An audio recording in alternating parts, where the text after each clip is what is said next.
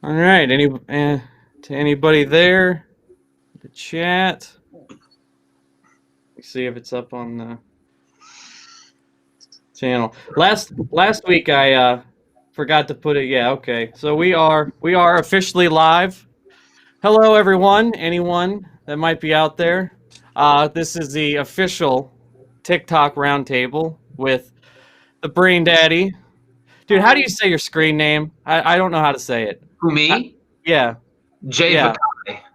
Jay Vakai. Yeah, that's why I called you Mr. Bash the Fast. You know, I didn't want to like mess it up. Yeah, And you guys already know Tori, or at least those of y'all that were here last week. Yeah, we're just gonna be talking about all the chaos, craziness that is going on in politics. Talk about people on the right. Talk about some of the ballot measures that passed this week. Yet all these progressive ballot measures passed. Yet we lost seats in the House. We didn't win state legislatures. You know, yeah, just kind of talking politics. Hi there, Andre. How's it going? Nice to be first. I didn't know there was chaos going on. I thought everything was normal. Right. Well, you know, depending on I mean, if you're in Scottsdale, maybe, you know, might be normal there. I'm not that bougie. But if you guys like the cut of any of these people's jibs, all their stuff is down in the description. Their TikToks. I think I put your YouTube down there, Mr. Brain Daddy. So yeah, if you like anybody, make sure you follow them. Do all that good stuff. But I want to start by showing you guys this video. It's of a content creator on the right, and then just kind of let's talk about how maybe we win back these people, because not all of them are winnable. A lot of people are too far gone, but I think we can win back some of them. But and go to it.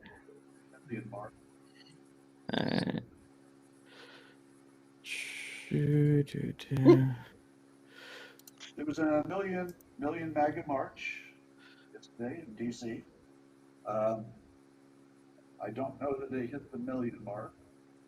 Might have been closer to it, 10,000, like that. Still a lot of people, but I feel as though there may have been 3 to 5 million people there. And I say that just because a lot of Trump supporters like to wear camouflage gear. Most are going to show up on. So this guy's serious, by the way. You gotta be kidding me.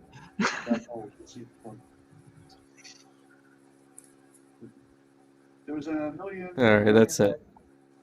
So that is, you know, they have pretty a hard time with numbers. Yeah.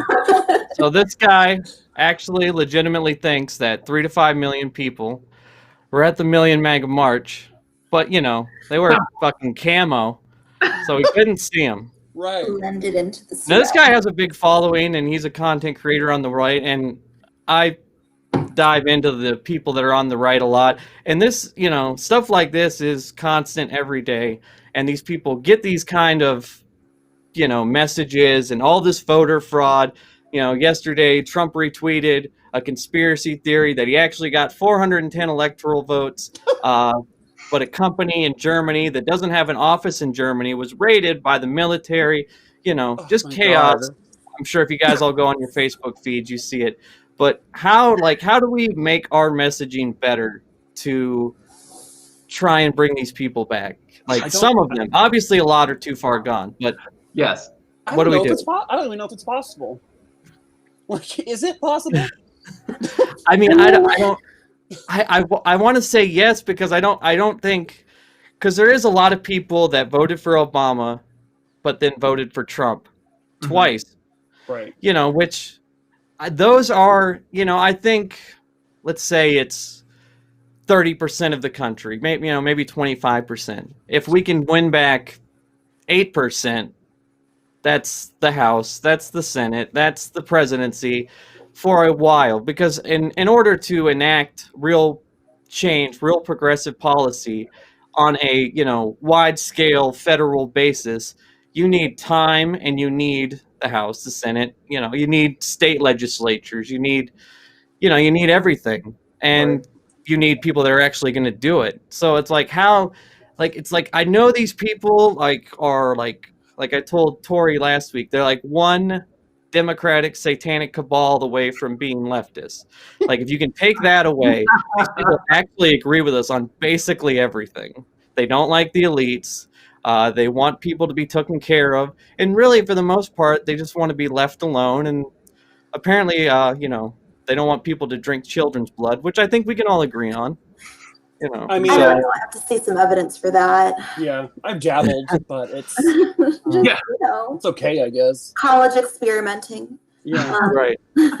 I think they need to see. So, like, there's still a good chance we win the Senate because if we tie it, you got Kamala Right. Harris as the tiebreaker. So, I think if they see the way basically a Democrat-run country, essentially how it looks and how it acts and how it feels, you might be able to win some people over. Because if you think about it, Donald Trump has lost a lot of his voters from previously. So there is a possibility of chiseling away at that wall. And I think they need to see how it looks on our side, like physically in the real world. Yeah, we Right. talked about this last week about how we need to actually get shit done, for lack of better words. Correct. Because, like, something I do agree, I use that very loosely with the Republicans on, is that the Democrats are do-nothing Democrats. They're very wishy-washy when it comes to policy. We saw Joe Biden separate himself from his own party platform the entire campaign season. Mm-hmm. So what Democrats need to do is commit.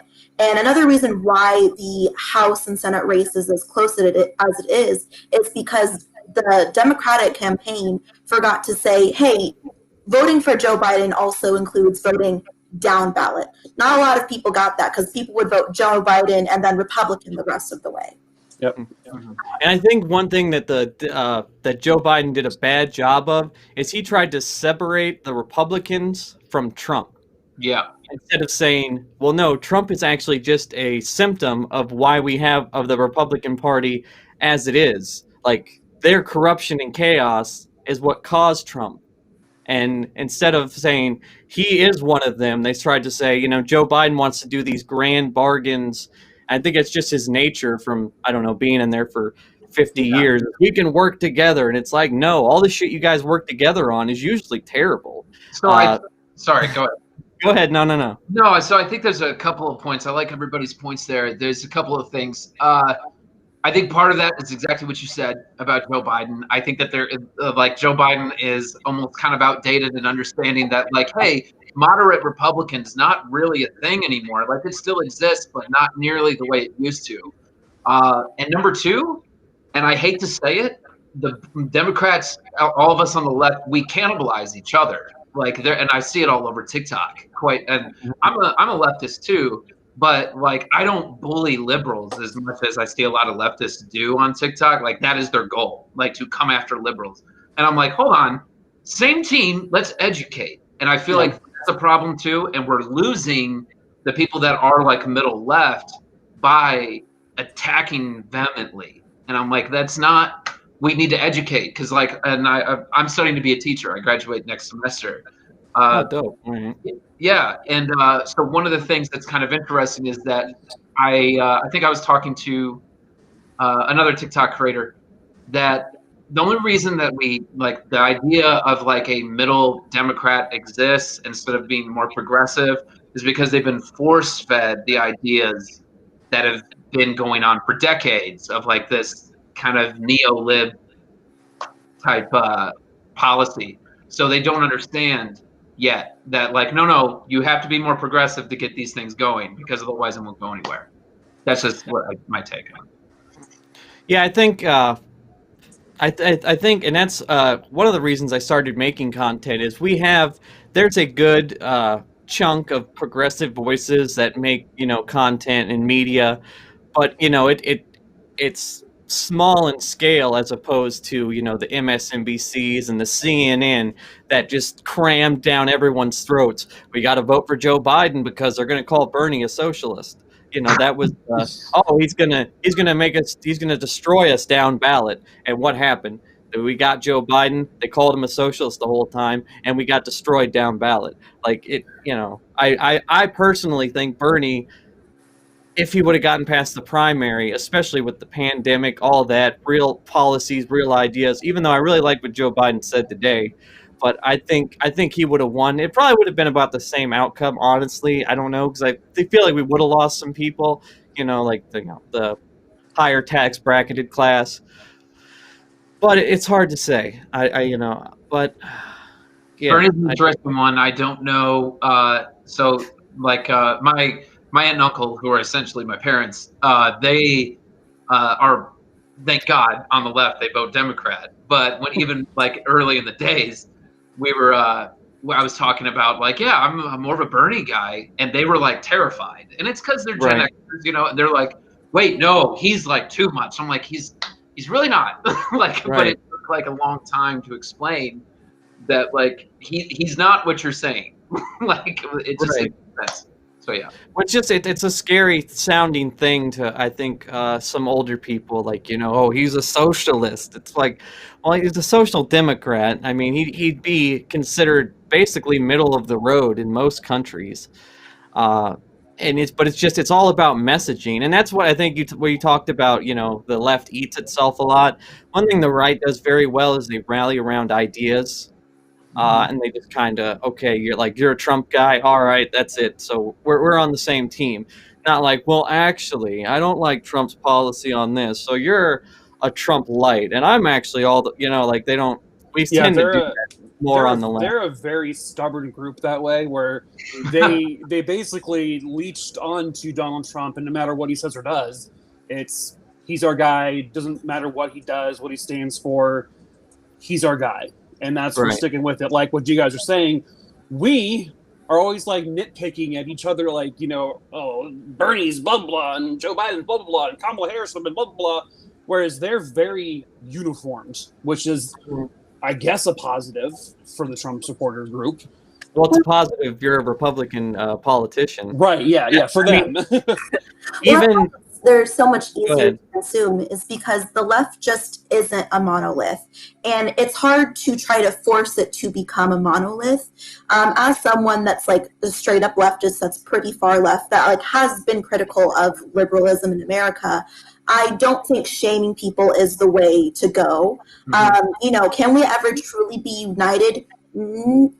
Maybe, maybe not, but can we agree to fight for the same material goals? Because as a leftist, I'm not the biggest fan of capitalism, but do I want the material conditions of the people and the working class to be improved while I'm working on a cultural revolution? Hell yeah, of course I do. So that's why I'm still going to vote down ballot, and I'm still going to go ahead and participate in a system that I am ultimately extremely critical of. But how can we be more consumable to the right, where it's like, well, I moved left and people are still getting mad at me, right? People are still saying I'm not doing a good enough job. And then also detangling some of the propaganda from like the Red Scare also helps too. You do have to experience, when you move left, you do have to experience some sort of ego death and be open to constant criticism. Because that's one thing with our culture right now, is that people are so afraid to be wrong. Yes. But it's okay to be wrong. So if we're able to kind of normalize being wrong, I think we're going to be a bit more successful with appealing to people on the right. I think so, yeah. It's normalizing admitting you're wrong, or normalizing that it's okay to be wrong. Because, like, I do it all the time on my page. If I say something wrong and I gave wrong information, I'm like, you know what, guys, that was wrong, blah, blah, blah. Whereas, like you're saying, the other side is just extremely, they have to be right. And that is it. No matter what. They won't back down either. I watched. So you guys, I'm political TikTok. We all know what Victoria Hammett is, and so I was watching the debate between Victoria Hammett and Tyler Bluntman recently, and it was astounding, like how she would lay out points, and it was just this concrete. Like on Tyler's side was very concrete. I'm right. I'm right. I'm right. I'm right, and it's like. She was kind of willing to like listen, bend, and kind of bend here and do different things. And I think a lot of that has to do with like the mindset. And I think we've all said it, that on the right, it's a very unified thing. Like there is no Trump light. It's like you either are or you aren't. And like for us, I go to the University of Michigan, and I remember in the primaries, like most of us were in the Bernie camp. He came to our school, actually. It was great, him and AOC. But like there was a couple of them. We had this one girl in my class, good friend of mine, was Biden from the start. And I was like, why? But it was really funny. I was surprised how many like younger kids were into Biden. I mean, I went out to Vegas, some other places. I was actually in Michigan at one point, Iowa a lot, you know, because I live in Minnesota, so I was there a lot. But there was a lot, you know, he had a lot of younger, you know, involvement. But I think, what was I going to say? I think another reason why the right rallies around Trump so much is because all these content creators, like that is their personality. Like Trump is their content. And Maddie defending America, Trump. we're talking about you. You guys saw that MAGA cut he got banned for off TikTok. Oh, did he? Go after He I went. He can't got. pay attention to the right. Oh yeah, he got banned permanently, and I was like, stupid. Good. I used to go Another after fascist eliminated. I seen that the girl you made a duet with the other day, the Savvy Truth, the young like 16-year-old girl that is like, America is a, you know, she but you know that is their content is we must defend Trump at all costs. Yep. And even if Trump is wrong, like we're with him. Like that's kind of where they're at this point. Like he's our guy and that's it. You know, even despite everything that's gone on, he still has a 93% approval rating. Right. Go ahead. And there's no accountability with them for him. So I made several videos in my past about like, okay, so Joe Biden has these allegations against him. So let's look at them. Let's talk about them. And let's say, you know what, we want to hold him accountable. But then when you say the same thing about Donald Trump and his history with that sort of thing, it's like, nope, that's just all fake news. Not right. It's not true. But then you're like, okay, well, then I guess the same thing about Joe Biden. No, that's true. That's true about him. And that's just like this most disturbing thing is that they're just like, I mean, for lack of a better term, they're drinking the Flavor-Aid, you know, of the Jim Jones cult era of like whatever he says does, it's okay. It's okay that he did those things or it's fake because they want to take him down. Right. When I think one thing the right has done really well is while progressive policies are very popular, if you go issue for issue, like I'll read off some of the ballot measures that passed here in a second, but what they've done is they've demonized Democratic politicians. So, you know, Nancy Pelosi, Chuck Schumer, which those people suck. So I understand it. You know, it's easy to do. But he's so bad at his, he's so bad. Mitch McConnell is like owned Chuck Schumer for I agree. in 12 years or whatever. I agree. He's just not good at getting votes. Party. He's Sammy Bagel Jr. Is how he comes off. Is like, well, I don't know. Like, yeah. I don't know. Like, that's Mitchie always gets me. I don't know. I rally around behind Nancy Pelosi a lot, and that's only because the way she talks to and about Donald Trump. Like, she's kind of a crazy witch, in my opinion. I don't even know if she's ever going to die. But like, she made, I think she made a big mistake. The blatant jabs she makes at him are true. They're accurate. And it's like, it's just nice to have someone who's just not afraid of him whatsoever, especially a female. Like, you know, he has a history with females. So it's like, it's kind of really nice to see that. I mean, I don't like her for the most part. I just like the way she jabs at him. I think she made a big mistake in holding up stimulus. I think she should have. Yes. What she should have done is just put a package out there, and then because the Republican Senate wasn't going to pass anything, they didn't want to pass a $300 billion stimulus, let alone a $1.2 trillion stimulus. So she should have done the deal with Trump, passed it through the House, and then forced the Republicans to say no during a pandemic. But she tried to, hold out for everything, and but it's hard. You can't, like they have this like chokehold on like the whole entire party, progressives, everyone. Like, you can't say anything against Nancy because or Joe Biden or this person because we got to get Trump out of office. That's right. Like, they've kind of had us like in a chokehold the last I don't know, year, whatever, basically since, the race really revved up. But I think that was a big mistake that she made, is not passing that second stimulus, or at least not attempting to. Right. Because, you knew she was playing politics with it, but and that made the right, just another reason to hate her. But even if she didn't do that, like Kim Jong-un and Vladimir Putin have a higher approval rating with Republicans than Nancy Pelosi does, which is fucking crazy. That is fucking bad. Absolutely These mind-numbing. people murder people, but Nancy Pelosi. I didn't even know that. That's crazy. Yeah. That's like a year ago, but still, I'm sure it hasn't changed. It's probably only gotten worse. But yeah. we need to get some new blood, and we need to be able to have these people look past some of these boogeymen, because that's what they do. The right picks like 3 or 4 boogeymen, and then they demonize them, and then put that onto all Democrats. Whether it's Hillary Clinton, Bill Clinton, Nancy Pelosi.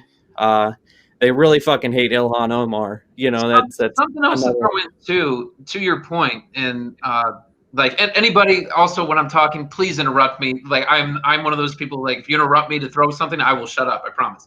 We're just winging it here, so what else? Yeah, but I'd want to say, and I've been seeing this on a lot of creators saying this on TikTok too, which they're on the same team as me, but I disagree with them on this one factor. You were talking, this whole thing kicked off, like, how do we bring people more left?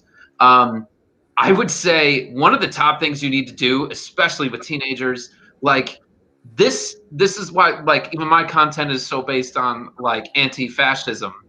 Mm-hmm. It's like, this was fascism. You need to know that. Like, this wasn't hyperbolic. This wasn't like an idea of like, maybe it's kind of similar. No, this was like point for point. And it was getting like closer and closer. Anybody who studied this in college, studied Germany or Italy, Spain. I'm Spanish myself. I lived in Spain for many years. Like the history of that we were all heading towards that. So one of the things that I'm upset with several people on the left is they're like, hey, we don't talk to fascists. I'm like, yeah, you do. You embarrass them publicly. Right. You need to be able to say that 13-year-old doesn't know yet. He thinks it's patriotism. That's the whole deal. It depends, really, because I do have a problem with platforming fascists. I think there is a way to disprove and ultimately dismantle fascist arguments without necessarily debating them. I think there's a way to have a conversation with those ideas without having them spread even more. Because the thing about that is that there is a lot of risk in debating fascists, because you have to absolutely crush their argument. And a lot of people think that fascism is because the implication of debating fascism is that it is logical, when fascism is not something that is logical. Fascism is something that is just in the plane of rhetoric. So the only way for you to really fight fascism in sort of a debate stage is just on pure rhetoric. So reason doesn't always work. I'm someone that doesn't particularly like to platform fascists. You see me, I don't often duet conservatives, just because that I know that's not my place. No one's going to listen to me, because again, I'm the liberal arts student that they're scared of, the little migrant girl. But, you're enemy number one. Yeah, exactly. It's a responsibility that you have to be very careful with. You can. It's better to have a conversation with the children, the people that are going down the rabbit hole, rather than trying to own these fascist figures in the free marketplace of ideas and continue to let them grow. But I can see where if you're a really fantastic rhetorician, we've seen some good rhetoricians on the internet, then I guess it could work. But I agree with what you're saying. I think what I mean to say is, to a young person, it can't be appealing. That's all I mean to say. If you look at their youth, for instance, it was because it was appealing. That's what we've studied. It was cool to be nationalistic. It was cool to talk like this. And that's what everybody seemed like it was doing. what I'm trying to say is, and I agree with everything you're saying, Tori. I'm just saying what I think is the pushback on that is be like, no, this isn't cool. This is embarrassing, and they're stupid. Yeah.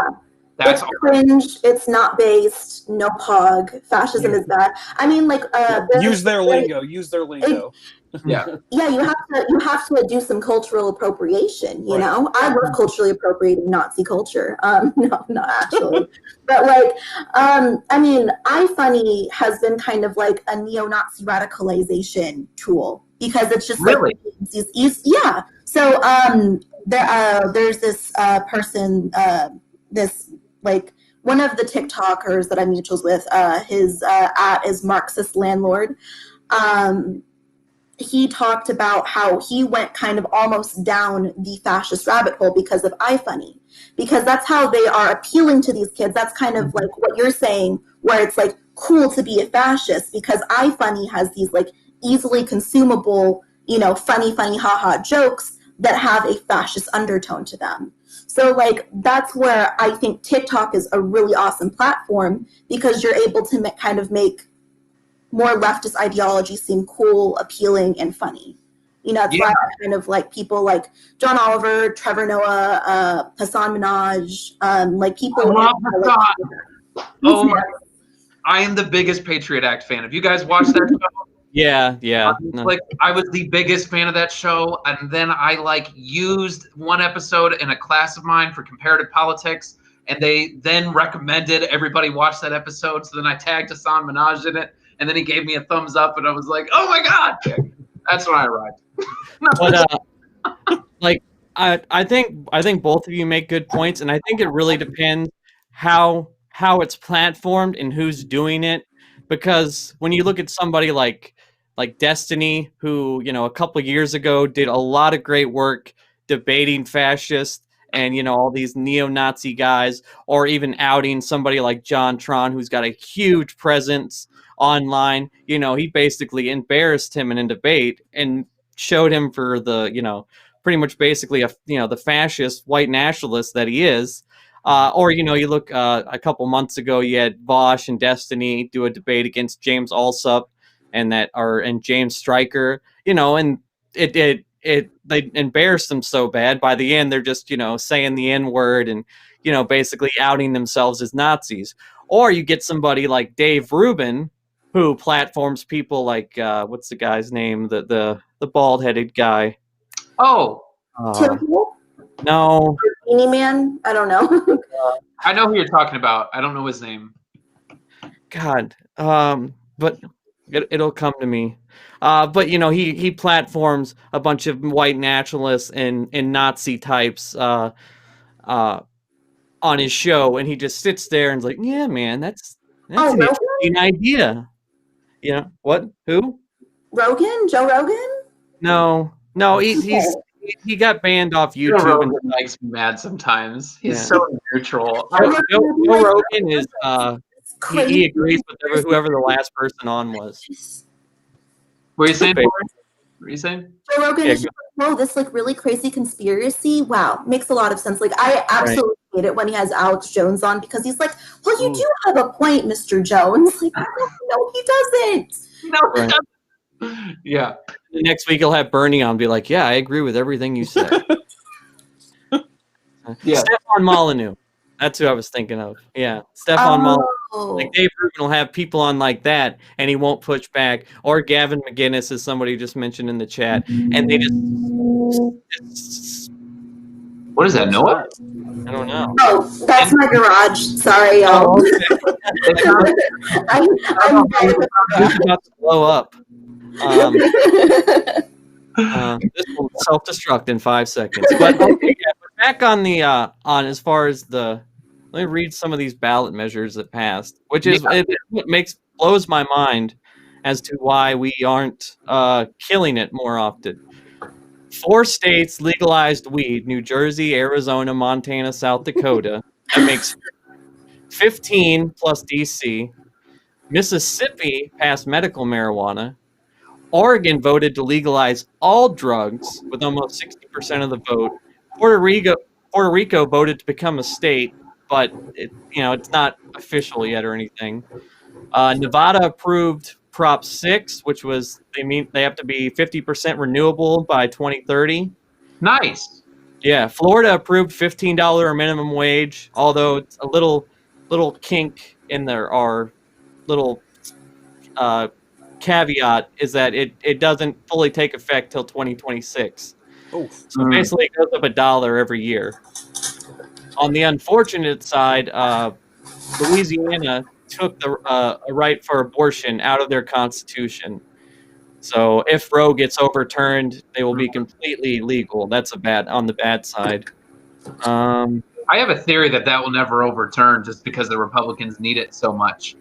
I think the Republicans will use it as like look, we did this thing in that state. They're still going to attack it. Make no mistake. They will attack Right. But they will never do go ahead. I'm just saying they will never do what the pro-life movement wants to do, and that is abolish it completely, because they need that. They need that vote. Right. Like that's what they.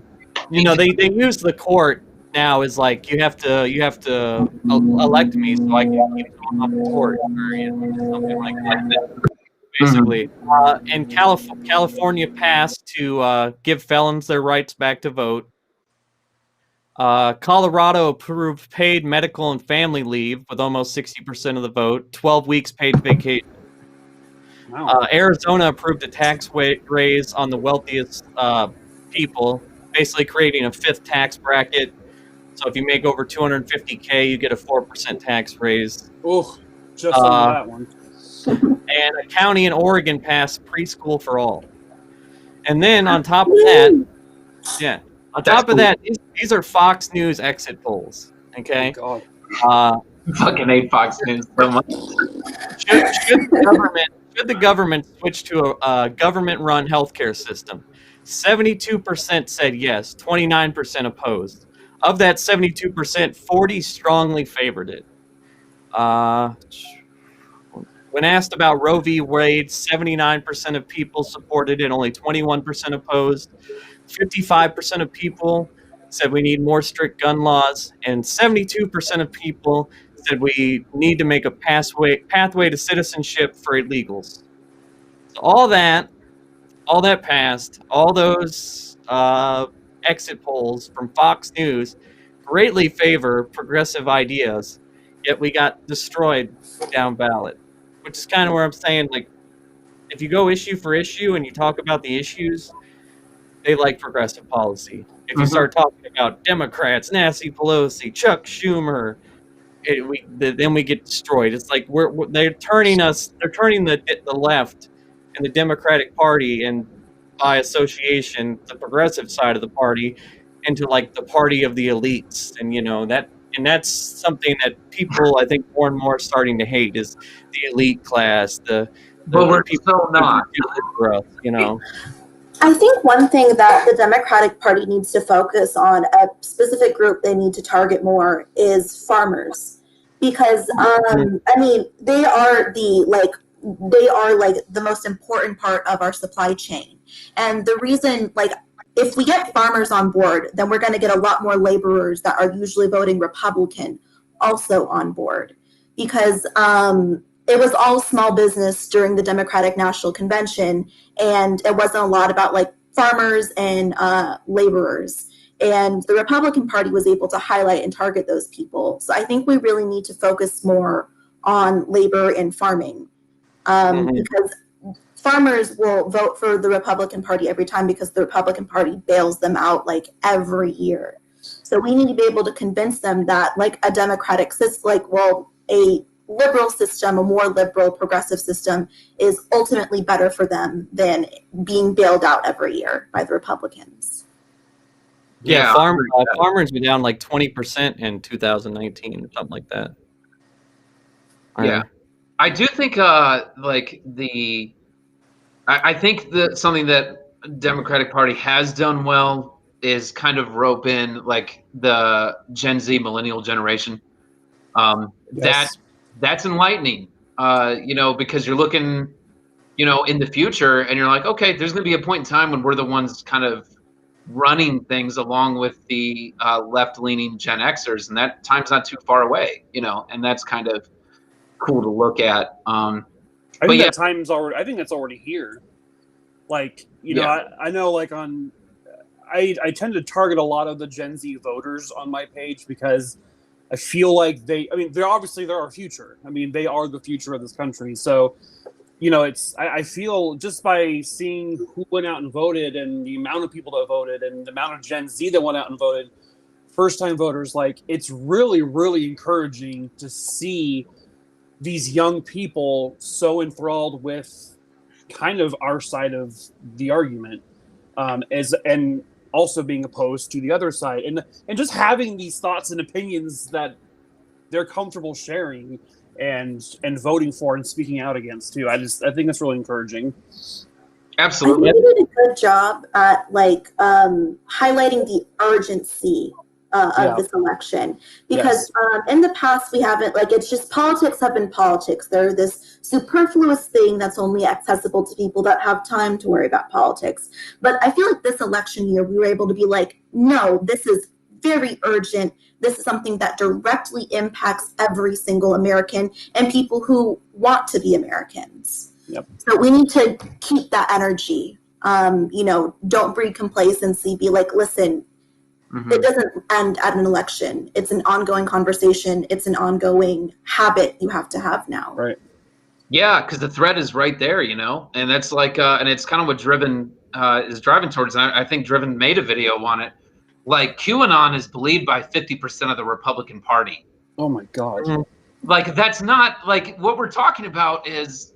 We're talking about their party has shifted completely to. They're the party of conspiracy theories now. Yes, it's terrifying. 100%. And that's what my biggest thing is we just have to. There's a big section of people that are they're anti-abortion, they're fiscally conservative, and they're actually conservative people, or they have lots of money and they're always going to vote for Republicans, and that's just how it is. But there is a good chunk of people that solely voted for Trump because they actually think that the Democratic Party is evil and is running a cabal and drinking their blood. Yep. It's an actual.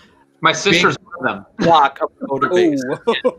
Yeah. Thanksgiving's gonna be fun. Well, no, we're kind of estranged, but Okay. she moved to a completely different state. But yeah, some of that's why I sent her all your videos. It was great. So she doesn't believe in it as much now, but she still thinks there's something there. I'm like, there isn't. You're right. Yeah, you get that class from, they're like, well, maybe this isn't true, but there's something going on. It's like, no, Cheryl, there's not. It's not that. It's just it's just all the stuff that's a part of QAnon. There's this underground place where we're sacrificing babies and we're drinking their blood and we're going to Cthulhu or some demons. I don't know. But it's just what? How are you believing this? How are you believing?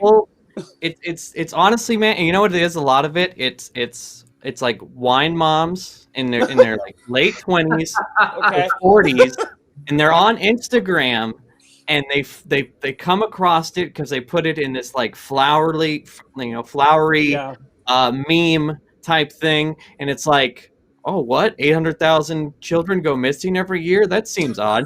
It's completely unfucking true, which is why it seems odd.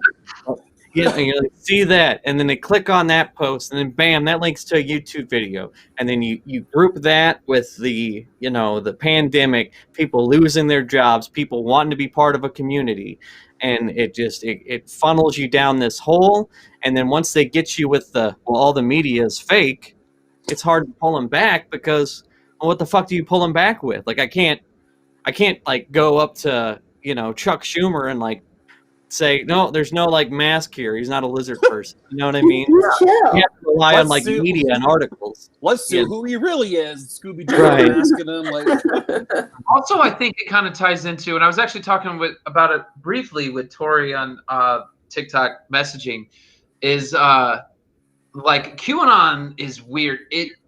It actually ties into the idea of like Christian conservatism as well. I'm not sure how well versed you guys are with that. I was raised hard right. I was raised Fox News.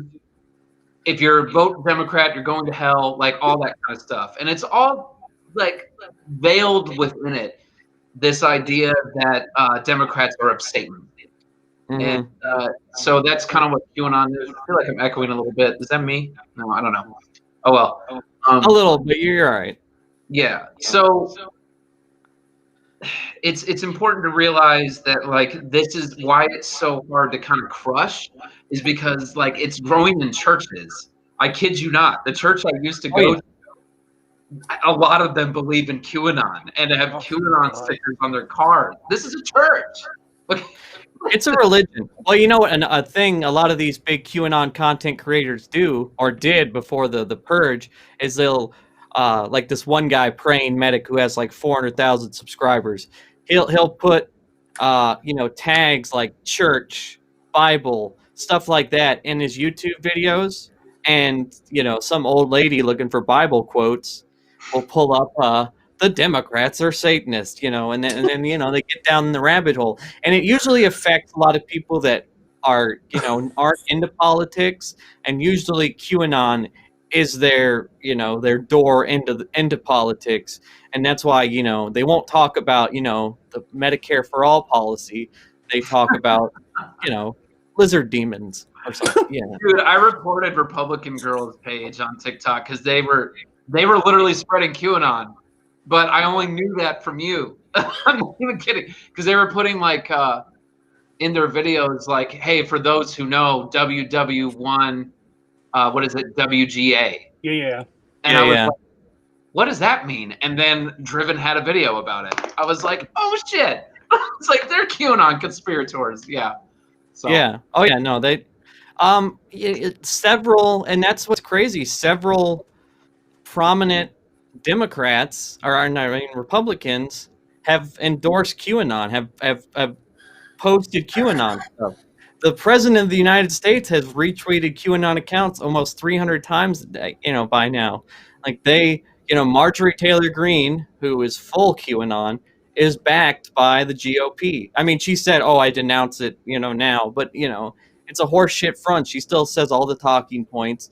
The Sidney Powell lady, who is the one that, has been on TV talking about mass voter fraud, and she's going to release the Kraken. She's a QAnon person. And so is that Lynn Wood, who's their Michael Flynn's attorneys. And Michael Flynn, who was the fucking Secretary of Defense, is now a QAnon grifter. And it's the same thing with the Trump grifters, is they, it's not that most of them believe it, probably, or most likely, but it's such a great grift. Like, if you are a non-existent person that wants to run for office, you start posting about QAnon on Facebook groups, Twitter, these people will fucking rise you up and donate to you. It's the easiest grift in the world. And so, but speaking of grifts and people calling people demons, you guys know John Voight, the actor? Yeah. Yeah, he's super pilled. I want to show you this video that he put out.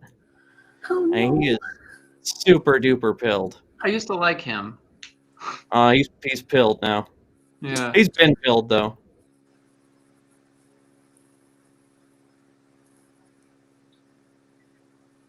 Oh, his sound's not coming through, I don't think. Yeah. You can't hear it? No. It's like one of the Zoom calls. It has to get like a weird. Watch out for reptilians. One of the people that follows me on TikTok, they put in the live. They're like, "What we need to do is create a left-wing rabbit hole just to shake it up a bit, like a leftist rabbit hole, just to keep them like, what? What's going on over there?" I say let's just. You guys can't hear it, huh? No. You could sum it up for us, maybe, though. It's not. I say we throw words into a hat and pull them out to make a sentence, and that's the new belief. Yes. Yeah. Harry Potter eats cheeseburgers. Harry Potter eats cheeseburgers and sacrifices, I don't know, Christians to aliens. Yeah. And which look like Pomeranians. So something that is kind of cool, though. One of my friends that used to be more Republican Okay, well, it's not working. almost got him over to the left side of things. We're close. But anyway, he was telling me, he goes, I will say this about your side. You guys fact check a lot more. And I was like, yeah, I would agree with that. If you go on TikTok, like the left guys are just going to, like, have you guys ever, he hasn't posted in a while, but he's a mutual of mine, Maxwell Blaine. That guy would I like him. Yeah. Max would destroy people. And it didn't even do it in like a way that was like performative. Just like anything you said, he'd be like, here's this source, pause, read. And it's like, you're just wrong. And it was, I don't know how, like he was able, he did a lot over the summer when he had free time, when he wasn't in school. But yeah, he would just absolutely destroy you. So, yeah, I love do those. A lot of that. I do a lot of that too, where I'm always like, here's the article, here's this, I here's love how you're wrong. Like, yeah, I just found out Yeah. because like when he said we were all going to be together, I was like, oh, okay, cool. Let me go to that page. I haven't seen it on my For You page yet. And I went over there and I've been liking your stuff. Tori, I heard through this other username, Comrade Bunny. Like they did like a back and forth. She kept saying this girl, Tori Noodle said this and this and this. And then I went to Tori's page. I was like, ooh, I like these takes too. So, Ooh, I like these. I try to do I try to make it funny as best as I can, because I feel like if you can make this all funny, if you can put a sense of humor to this, it does rope in more people. yes. Like it especially the younger people, the younger voters. Like if you can just be silly about it, you're teaching them stuff, but you're also making it like fun. So that's kind of the goal, I think, to get a lot of the Gen Z people kind of over, is to make it fun. One thing you gotta really balance. You gotta kind of try to balance it out. Yeah. This sort of like, I mean, because the thing about the left right now is that we're a bunch of dorks. Let's be honest, right? Yeah. So we have to try and be a bit, I guess, like cooler, and that's why I like whenever I'm defining like these big political philosophy. English is like my third fucking language. I'm really struggling over here. Political philosophy terms. I don't do like, oh yes, category 1A, 2, and all of these different things. It's like, no, I'm sitting down and I'm having a conversation with you. Like my goal, the vibe for my videos I try to have is we're sitting down and we're having coffee. Yeah. That's what I want to do. I'm just not, I'm not that much of a funny person, but I am like a couple of the people in the chat say that like they call me mom. Like I am like try to give like auntie energy. Like it's just like, listen, you're just here because you asked me a question and I'm just trying to help you out. I like that. I like everybody's content here because like Brain Daddy, you got like the funny side of things, and I chuckle when I watch yours. Driven is great because I have shared so much of yours. Like because as soon as I hear a QAnon, I'm like, let me introduce you to somebody. Extremely thorough. Like Driven, you are extremely thorough. Yeah, and Tori's is great. Like she does give off that vibe of like, oh yeah, we're just having a conversation. I kind of blend a little bit of like. The only reason I started even getting more into the polytalk side of things is because like I saw a lot of conservative users like try to steal like punk rock, and that's what kind of oh god, yes. And I was like, hold on. I was like, that's speaking my language, and I'm not going to. Our whole system is constructed to fight you, so no. And then one thing led to another, and then I kind of have a blend of like it depends on how I'm feeling. There's times where I'm like, dude, I feel serious about this and I need to fucking tell you. Yeah. Or there's other times where I'm like today's was funny for me. The one I posted today, I was like, this fucking kid. I was like, I've seen that, yeah, the crying cowboy kid or whatever. Yeah, what are you, the Dark Knight, Batman? What are you doing? Because like when the right tries to like, puff their chest up and be like, I'm this big, intimidating person, you just have to be like, get out of here. Like we're not afraid of you. Like Yeah. You Oh, don't I've got scare DMs and comments before be like, dude, I will mess you up, and I'll go to their thing and it'll be like some 15-year-old kid, and I'm like, Yeah. No. So yeah, so Boy. someone, a right-wing person found my last name. I have a very unusual last name. So they Oh. found me. They released my last name on a video of theirs, and through that, someone went to my Facebook page, found me because I'm the only one with that name, and they threatened to saw my parents' heads off and stab me 100 times. And so you had to report this crap to the FBI because it's terrifying. And TikTok really encourages you to push this kind of stuff to the FBI, which is really easy to do. Because I get like 4 or 5 death threats a week, and usually they're kind of funny. But this one, That's about where I'm at. Oh yeah. my god, you're so much stronger than me. But it turns out it was a 14-year-old boy from like the East Coast who's not even anywhere near Arizona. So I'm like, oh, okay. But it's like, you're also a 14-year-old who just threatened to saw off the heads of 2 old people because you don't agree with me. Like, this is their side. well, Yeah, well, I mean, they're all LARPing, is what they're doing. They're all like, "Oh, I'm gonna enact Hard my LARP, like, yeah." They're like enact my video game fantasies or like whatever movies the kids be watching nowadays. But Right. none right now. The Theaters kids aren't with their hippity hop videos, you know. Yeah. I be knowing the hippity hoppity. That's one thing I know. Yeah, it's like it's one of those things, man. Like, I do feel like that is the only bad side of social media is that kind of crap. Like, I wish we didn't do that. Now, that's not to say I haven't been in some conservative account comment pages and left like laughing emojis and be like, "Dear God, are you serious?" Like, I've definitely done that stuff because I'm not kidding. It does make me laugh. Oh, yeah. Like that genuine reaction. I'm like, you can't be serious right now, and it's like clown shit. Yeah. Yeah. Yeah, you have to. I think it's good to, and I think sometimes leaving comments explaining why, just in a comment section might give a person a reason to push back, or be like, well, this doesn't really make much sense. A light bulb goes off. Yeah. Yeah. But anyway, basically that video was John Voight, and he's like, "My fellow Americans, we're in a battle for the soul of the nation. We all know that Donald Trump was actually elected to office." And basically he ends up calling the left demons, and, like, it's full-blown crazy shit. Does Angelina believe this too? Is Angelina on his side? I don't know.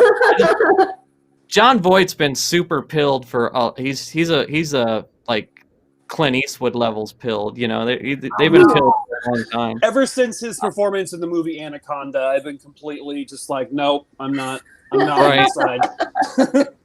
Well, like, before I really got, down the right-wing rabbit hole, I was like, man, I really liked him in National Treasure. He's like this lovable old dad. That was my favorite movie growing up as a kid. Now I know he's like a fascist, and it's like, Well, I mean, like, the thing about, like, these Hollywood guys that are pilled is, like, wait, so if Hollywood's, like, the elite of people that are committing all of these, like, crimes and, like atrocities against humanity, can you tell us if you've seen any of that? That's, like, because they have, like, it doesn't make any sense to me when, like, Hollywood people get pilled, because it's like, you think that these things are happening, but you've existed in these environments. Right. And we know that they aren't happening. So, like, why are you falling for it? Yeah, and Hollywood's like the most liberal group of humans you'll ever see, which is more fascinating. That's I'm doing a live stream tomorrow night going over the conspiracy documentary Out of Shadows and, like, debunking it, because, it's just a bunch of horse shit, if you actually look into any of these certain subjects. And I'm going to, explore it, whatever. But it's 2 guys that were Hollywood stuntmen, basically.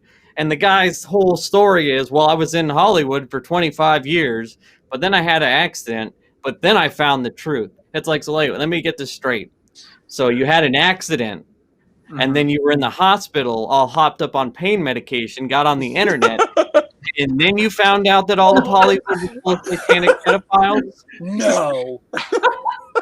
I'm over that, like, the lady that supposedly, like, prayed over him and, like, told him all of these things. her face is never to be seen. Her name is not released. Like, we don't even know if this woman like really fixed him either. Right. It's just I've seen that entire movie, and it's just like it got like 23 million views before it got taken down. It Also, gets referenced all the time in my comment sections. one of our earliest interactions on TikTok driven was so there was this creator that I liked, and I had to unfollow her because she was putting out some good takes like for a while, and then she watched Fall of Cabal. Oh no. Oh fuck. And she was like, "Hey, I'm not saying it's real. I'm just saying it's something to think about." Oh. And then, like, the next video I scrolled to was you, and I was like, "Oh, thank God! Hey, man, I know stuff. Please do follow the Cabal." And like clockwork, you were like, "It's actually funny. I got a video coming on YouTube tomorrow about that." So, Right. Did you watch? Did you actually? I'm assuming you watched it. yes, Irvin. Oh Yeah, I've like 40 times. Yeah. I've dropped. oh jeez. It's been dropped in my comments so many times. I just always respond with, "No thanks." Right. That was thanks. I made that was my first big video on YouTube. I made a 4-part series, it's so good, man. just fact checking every claim. Like, you know, like God. the Fall of the Cabal's a 10-part series. I made 4 40-minute videos, and just everything she says, I'm like, nope, here's this, that, here's the source in the description, and, you know, just like line by line by line. And then the guy, another thing that helped me was the guy that hosts the QAnon Anonymous podcast. He found my stuff on TikTok, and I got to talking to him, and he started retweeting some of my videos, and that kind of made him blow up a little bit. I don't know if it's a really good podcast. They talk about I listened to QAnon him stuff. through you. Actually, you mentioned him Yeah. before. I can't remember where you mentioned him, but it's and I know it seems kind of weird, but like to anybody, even on TikTok Live or whatever, like it's important to like arm yourself with this kind of knowledge because like I hadn't heard of QAnon until like my family started getting into it, and you know I'd come back from college and you know they'd be like, "Oh, have you heard about?" I'm like, "Wait, what?" Like so it's like. And it's just important to arm yourself with that, and that's why. And also, if we can have, who has seen Fall of the Cabal here? Like, obviously, you driven, Brain Daddy. I watched 5 minutes and I wanted to peel my own face off, so I never finished it. Tori, I couldn't do it. I've only watched like the little parts of it. Yeah. I'm sure most of my chat has. my question to everyone here is, though, and everybody watching, how was a documentary like that even close to being seen as credible information? It looks like a PowerPoint that someone makes in high school. I've talked about this before. For some reason, another reason why we should move left, guys, is because conservative and like QAnon media is just ugly. It just doesn't look good. I have never seen a conspiracy like documentary that's been aesthetically pleasing. It's like Pandemic. weird Pandemic was PowerPoint. pretty good. Yeah. Oh, I guess maybe. Pandemic was like the Dark Knight of right-wing conspiracy things. I was like, what is this? It's pretty bad. Out of Shadows is the best produced one, and it's not even that good. Like, Still just the, like cheesy. I've been getting It's- that one dropped my comments a lot lately too. I'm like, is Yeah. this a Q thing? And they're like, yeah. And I'm like, Yeah, no. oh Well, no. and out of Shadows, they don't directly mention Q, even though the guy is super pilled on Q. They do a little song and dance kind of around it. What they do is they put in front of you like some actual conspiracies, you know, like Gulf of Tonkin, MK Ultra, like shit that has truth to it and actually happened. They pump it up a lot, and then on the back end they hit you with the Pizzagate shit. You know what I mean? Like So it about makes it. it more. So it makes it look more credible. right. And the guy is from Hollywood, even Oh, of though course. for Well, then. 25 years. And it's funny because he's like, when I started going down the rabbit hole and looking into all this stuff, I started noticing that I had seen things at parties. Like, you sure you're not just fucking paranoid, dude? Yeah, you're You know, paranoid. The anti-you driven on TikTok. The anti-you was this guy named Vizzy the Vazo. And Oh think yeah, I've yeah. heard of I him. know him. I made one video on him and then he blocked me. And that was before I started doing the Fash videos, which now I He do. blocked me too. Yeah. Yeah. In my If you block him, I'll find out, and then you'll get like. I don't know if he's back now, but he had like some really big videos, and then he got banned like several times. And you know who else banned me at like 400 followers? Was that one guy's opinion. Oh yes, Yeah, he's not like a QAnon guy or anything. He's just a Republican, but he I think sounds really likes weird. to ban people. The best video I saw on one guy's opinion was you guys know Blackbird and J. William Jr. Who? I know Blackbird. Sadly. Okay, so both of those guys are pretty big guys on the progressive left side.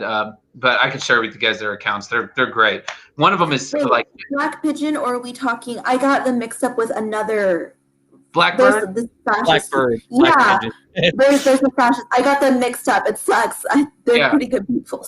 No, Blackbird and JJ, they teamed up on one guy's opinion. Like they stitched their videos, and they were like, and he's like, "I'd like to finish you off, but I'm gonna let my friend do it." And they both like wrecked this dude's argument into like ether. It was amazing. You know what's crazy is it like his arguments are just, it's the prototypical conservative talking points, but it seems, guys like that get big on the right because they can argue points, like basic points, but it's still bad. It's still bad logic. I know you're talking about that kid JJ. I follow him.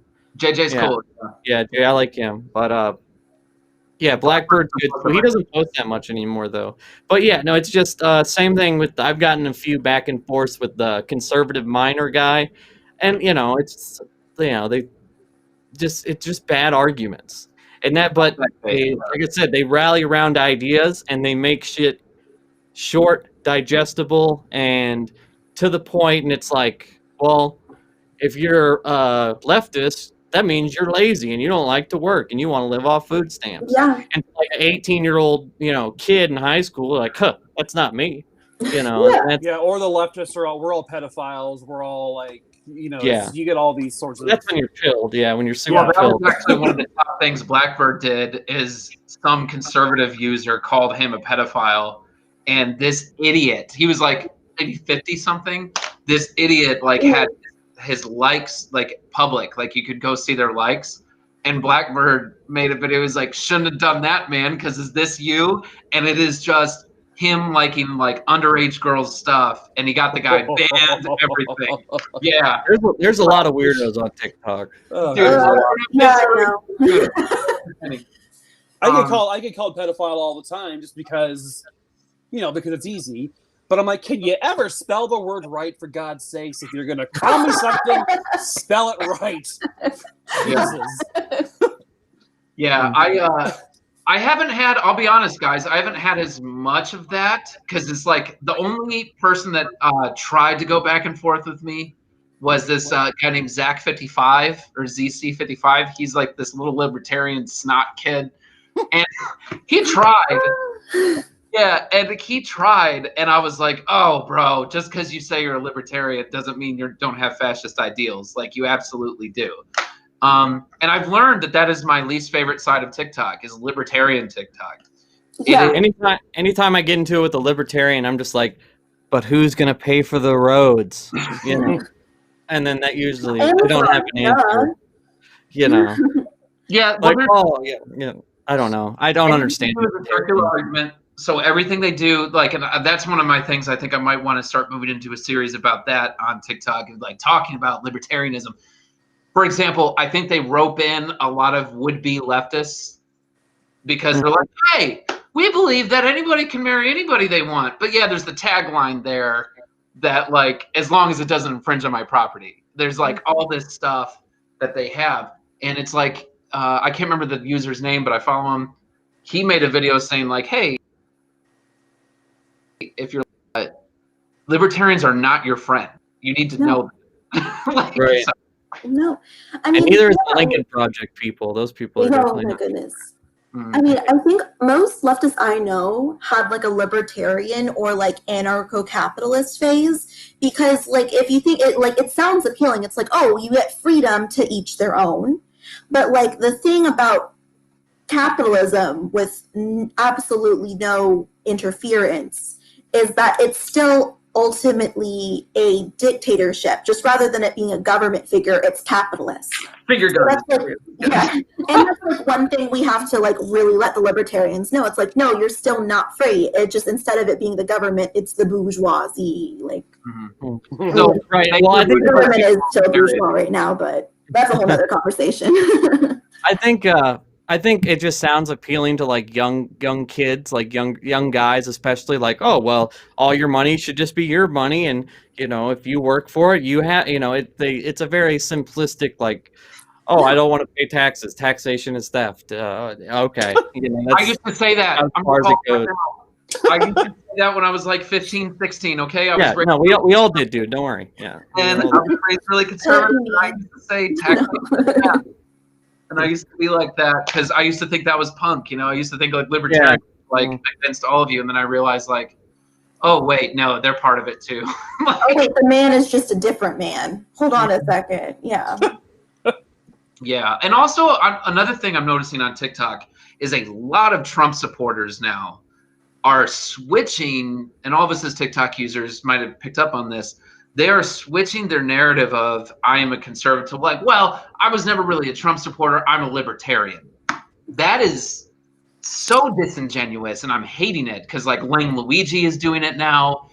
You have members of Conservative Hype House saying that now, and I'm like, do you realize like how much damage that's doing?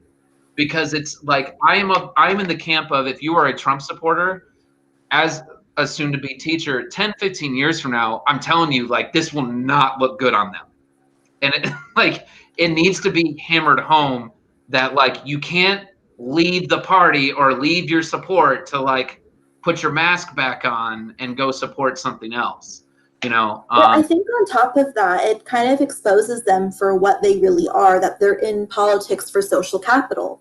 And like I kind of mentioned social capital, yeah, exactly, in like one of my videos. But like I think that's another way to attack them is like, listen, these people that you think are like genuine, they're actually quite disingenuous because they're changing the narrative up. So I'm like really glad that you're going to address that. I hope so. Yeah, it's gonna be tough. I have to learn. Like, obviously, I'm getting ready to be out of school for almost a month, so I'll be able to make more content. But school right now, and I told Tommy this, my dude. I'm like, dude, I wish I could make more, but like when school is in session, man, I'm like in class like 7 or 8, so all I can do is leave comments. So. I'm trying to make more, start making more now. I've been posting like 3 or 4 videos a day. I noticed. I try to get them as soon as I see them. I got y'all beat. I make like 10 to 12 a day because I do a lot of comment responses, so I count those. I got to do more of those too. Yeah, I don't do enough of the only ones I respond to are like the crazy psycho ones, like oh, you should be shot or something. When the time comes, you should be shot. It's like, dude, those are the ones I respond to. Yeah. You had one recently. What was that guy? It was some guy that like did a video to you or something like that. And you were like, "Are you kidding?" I responded to a comment of this guy saying I should be shot, and then a guy stitched me, and he's like all creepy. He's like, "We will see when the time comes." It's like, God, I think I saw that video. Yeah, dude, that's some psycho shit. And then he made like another video, and it was like some weird thing about I don't know. He seemed harmless, I guess. Oh, their bark is way worse than their bite. I mean, I don't really feel like any of these people are all that scary. No. I mean, hopefully I'm right about that, but it's like it's easy to hide behind a faceless profile with the gray profile picture and the I always respond to their comments by putting on like a Russian voice. I'm like, "Hello, I am user 2.6343164," like because that's always their username, and it's. I'm like, okay, we can't see you, we can't hear you. It's easy for you to threaten us or call us whatever. Can you guys hear that? Kind of, but not really. He's whispering. Like I can hear the audio that it's there. I'm just gonna tell one of my users like they're asking who I'm on with. I'm on with 3 actually. I'm on with a username Driven Progressive, Brain Daddy, and Tory Noodle. I'm on with all 3 of them right now because they can't see you guys, but they're like, hey, we're the voices. Hello. Let's see if you can hear. Here, try seeing if you can hear this. Like, just. Okay. No. What the? I don't understand what's wrong. We got the Spanish subtitles. I know Spanish. You can translate. I don't. I don't understand why it's not working. Whatever. All right, I'm done fucking with it. I was trying to see if maybe I could pull it up on my phone real quick, but no. Nah, it's all right. Don't worry about it. It's fucking.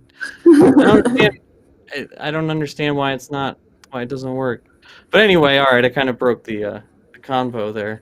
No, we're just. But okay, another thing I noticed I was kind of happy about was Joe Biden talked about his plan, like economic / just I don't know, stimulus and stuff. $3 trillion stimulus package, electronic vehicles with 550K charging stations across the country in the next during this administration.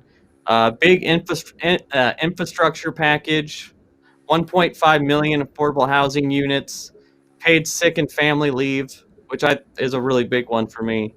$15 minimum wage, and then strengthening unions. That were kind of the big. Yeah. Okay. I'm excited to see it happen. Right. Yeah, I think as much as I love to hear that, Driven, and I really do, I think it is so imperative. We have got to win Georgia, though. Otherwise, so much of this is going to be just a dream. That's going to be Mitch McConnell and his cronies. I actually was going to mention to you, though, has anybody read that story about Lindsey Graham today? Yes. Can someone clear that up for me? I don't know. So he was talking. So he allegedly was encouraging. I think it was. I forgot who it was. The Georgia governor, someone, to it was basically the Secretary of State. Oh yeah, okay, yeah, that's a guy. About throwing away or tossing legal ballots for whatever reason. But it was more basically of cheating, stealing the election. Yeah, it was more of an implication, though, that it was like a direct statement of please toss these ballots. But it gets you wondering, like, because Lindsey Graham won by a lot in his state when he was polling really badly. So it's like, did he succeed in that same thing there? And why did he care so much about Georgia? I was so excited, to be honest. I donated to Jamie. I was like, I did too. Yeah. I was like, oh man. I was like, I would love to see Lindsey Graham out. Like me and my friends were rooting for it. We all donated what we could. Yeah. I donated to. I'm going to try to make more videos before January about like John Ossoff and Raphael Warnock.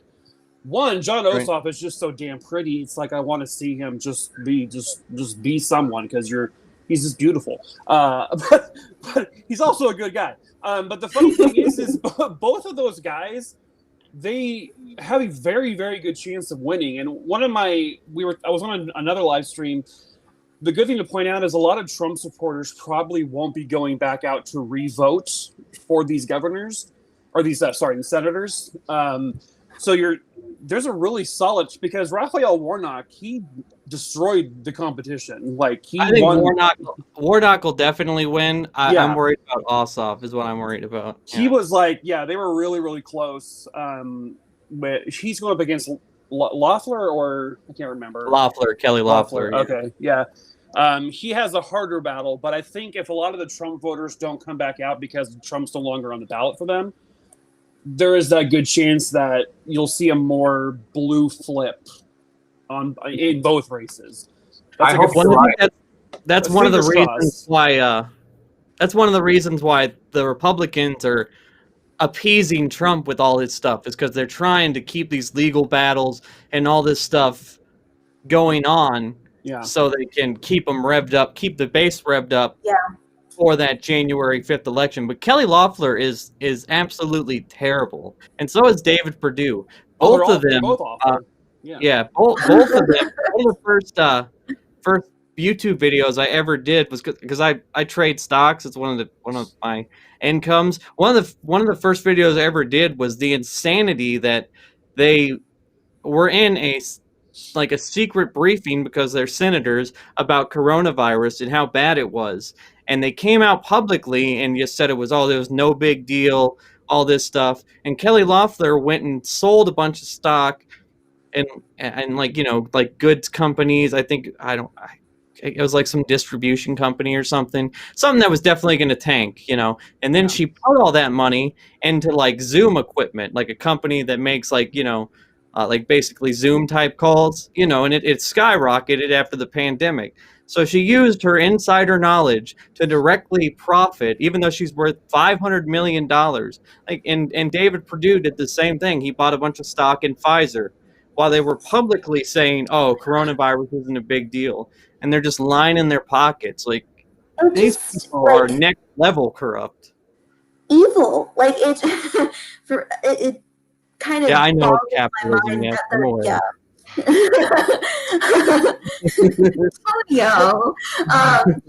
it just absolutely like drives me insane that the right kind of like latches onto this narrative that the Democrats are corrupt, and like, while there is corruption in politics, no doubt about it, like it's always the Republican capitalists that are like saying one thing in public and doing one thing behind closed doors. And that's another reason why conspiracy theories are so appealing, is that what's happening in the government right now, like, is inaccessible. People can't read the ballot measures that they're voting on, really. So it's like they have to make up stuff in order to make sense of it, and it gets pushed onto the Democrats. I would agree with that. Me and my roommate were talking about that. He's a Democrat too, don't worry. And I could not live with a Republican. I would, no, can't date a Republican, none of it. Anyway, we were talking about like exactly what you're saying, Tori, is that like there is this feeling that like, you know what, for all our faults on the left, like at least I know what we're trying to do. And like with the Republican Party, it's like, yeah, I'm doing this thing. And it's like, but no, that's not what you're doing. A good example of that my roommate showed me was the Parkland shooting, or the shooting in Florida, and Marco Rubio was talking to that in that forum. Yeah, that was Parkland, yeah. Yeah, and that kid was like, "Are you taking money from NRA?" Right. And he asked it like 20 freaking times because Marco Rubio was like, "Hey, I have a position." No, I'm not asking if you have a position. I'm asking, do you take money from the NRA? And it was like, and he couldn't answer it till the very end. And then it was like, I rest my case. They have a very difficult time answering. They have a really hard time saying yes or no. Like, it's just, those are really difficult words for them to say. That's easy. True. Yes, I am. Well, and that's the thing, like, that's the actual corruption, and that's where, like, the party of conspiracies can't see the forest for the trees. It's like, well, you know, hey, let's talk about this insider trading, and let's talk about how all these pharma companies are just lining the pockets of all these senators, and that's why we can't get cheaper drugs. And they're like, but the satanic pedophile cabal. Like, no, back up. Too far. I actually got into it with a lot of people that I used to go to church with. I don't go to that church anymore, but so I knew all these people for years, and this was a few months ago, socially distanced, of course, outside in a cigar lounge type area, and they started coming after me and a couple guys that I podcast with, and they were like, "Yeah, you guys are liberals," all this other stuff. I was like, "Well, they're liberals. I'm the leftist." I'm worse. They're bad. You get a load of it. Anyway, it basically, I started coming after them with like, you guys are wrong about this, and here's the facts as to why. And all of them, and this is something we need to realize with the right, once their arguments start to fall apart because it's not real, it's all flimsy, then they fall down to, like you said, Driven, the conspiracy theory. That is like the Alamo for them. That is where they fall back, last resort, and it's extremely hard to disprove unless you really know what you're talking about. Well, the right it takes a lot of time. Logicians. The right are terrible logicians, but they are expert rhetoricians. That's a good point. That's why they're so good. Yeah. Mm-hmm. No, yeah, and that's the that's the big, and that's like the whole ball game is the money in politics. And that was what originally attracted me to Bernie, is because he wants to get rid of that. The more, even if you don't agree with people like AOC, if you're more on the right, you have to go with the people that aren't taking money from PACs and that are funded from the people. Like AOC, most of these politicians spend a third of their time, trying to fundraise. AOC doesn't have to do that. Ilhan Omar doesn't have to do that. Katie Porter doesn't have to do that. And those are the people we have to move into office, because if you're funded by Pfizer and the NRA, I mean, how, we're at a disadvantage, us, poors. We're not going to, get anything for the people that they actually need. And I think there's one person on the right and all of Congress and or the Senate that doesn't take corporate PAC money, and that's Matt Gaetz, who is a horrible piece of shit, but I mean, at least Okay. it's like the worst guy that doesn't take it, Yeah, of course. Oh my God. No, I just yeah, it's gonna be rough. I feel like they're going to throw everything they can for a long time. And like as we've established now, you got Republicans, like half their party believes in QAnon. 70% of them believe the election was stolen. Like it's Right. not grounded in anything. And it's funny too, because I had someone come up to me from that church I used to go to, and he was like, "I bet you're really happy about Biden, aren't you?" I was like, "No." I was like, I don't think you guys understand. I am so left. I was like, you guys aren't ready for that conversation. So yeah, because they're like, yeah, it's really funny. I think it's we're back to a point where we can breathe and worry about and go back to policy. But the thing is, we still, you got to keep an eye out on the right, because usually it's when the party that is out of power is when they get more radical. The last time the Republican Party was out of power is when we got the Tea Party movement, which was the batshit insane part of the Republican Party before the QAnon, all that stuff. Oh my that happened under Obama. So what's going to happen, over the next 4 years? And Trump's not going anywhere. Trump's either going to make a media company, or, he might hold fucking rallies every day for the next 4 years and then run. Who knows with that guy? And he's going to push these conspiracy theories the whole time. Yeah, this is exactly why this is not the time to be complacent. No. Take a deep breath, be like, oh, thank God that dude's out of office. But things, it sucks, but things are kind of get worse with the right, because they're going to be able to frame themselves, even though it's not valid one bit, they're able to frame themselves as the oppressed now. When we know, to a certain extent, depending on what their class is, they are the oppressed if they're the proletariat or the working class. But they're able to play victim now, which means that they have kind of the rhetorical up on them. So we have to remind them, it's hey, this is what's actually this is what's actually happening. Mm-hmm. Yeah, that's spot on, Tori. The fact that they're going to play the oppressed role, and on my side of TikTok, of the punker side, I guess, they're already trying to do that with my music. No, they're yeah, this is us. We're the punks now because we're against the system. I'm like, no, you're still the system. Absolutely. Yeah, you're definitely the system. You guys are bootlickers. I tweeted this, and one thing that makes me particularly angry about certain conspiracy theorists, where it's oh, they're trying to capture our children, they're trying to kill our women, they're trying to erase our race. It's those things are already happening in America, but they're happening to marginalized communities. They're happening to little girls that looked like I did when I was 7, when they're thrown into ICE detention camps. Little boys are being shot in the streets. An actual cultural genocide already happened with indigenous people. But because those people don't look like you and you don't relate to them, it doesn't matter to you. This thing has been happening in America for a long time, but you have to make this shit up to pretend that you're the one that's being oppressed. And it's just, that's why I wish I could interact with those people, but that's why I can't, because I get really angry about it. It's why can't you see this? Because for me, it's right in front of me. Because Sorry, go ahead. Oh yeah, because growing up, my family worked with undocumented people, because I'm from a family of immigrants, and we're there's again no illegal people on stolen land.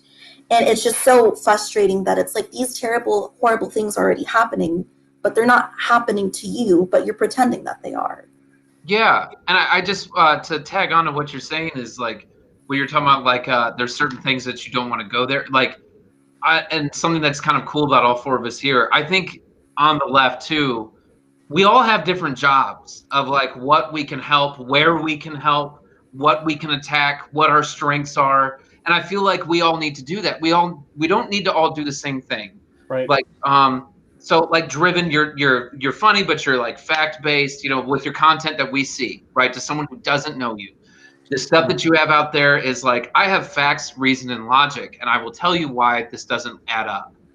And like Brain Daddy, you got like the humor to go with it. It's for that fun-loving side of like someone who isn't, like we've already talked about, someone who isn't super passionate about politics, but like they're like, huh, that's funny. Tori, the softer person who's like, I just don't know enough. They can see Tori's content. Let's say y'all are cutting out from. Yeah, and they can learn from that. And me, most of my base is like I've seen some of my mutuals, like it's a much more edgier side, and I'm okay with that. Like I am the one that says burn your mansion. I want to burn it. We all have different parts to play for that. Like, you know, I'm not actually going to do it, but I've said it before too, and I actually said it in one of my political science classes. I don't think like everybody should think like me, but you need people that are as far left as I am to push like certain things. Like I don't think we are going to get to Karl Marx's utopia anytime soon, but it's like we want to push for things to kind of get going in that direction for where we can improve, if that makes sense. That's my spiel. Sorry. I just want what I want to like what I'm worried about is I don't want like these next 2 years are super important and we need to get a lot done because one, Chuck Schumer is extremely worried about a primary from an AOC or something like that. So he's pushing progressive policy, and he's got a proposal with Elizabeth Warren to get rid of up to $50,000 of student debt for everyone, and they can do that by executive order apparently.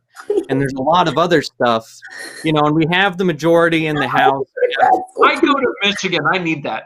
Well, I think the first, we'll know within the first, I don't know, 50 days of the Biden presidency how it's going to go down. They're either going to pull if they don't win the Senate, if they don't win the Senate, they're going to pull we're handcuffed, or they're actually going to, get out there and make these executive orders, which, was the whole reason that we had to get rid of Trump, because even though he's handcuffed by the House, he still did a lot by executive order, which was their message. So I don't want to hear, our hands are tied when it comes to executive orders. I think we need to learn how to fight better. But as far as you were talking about TikTok, the thing I like about TikTok is like everybody, there's so many different perspectives that you can scroll and find little factoids here, this or that.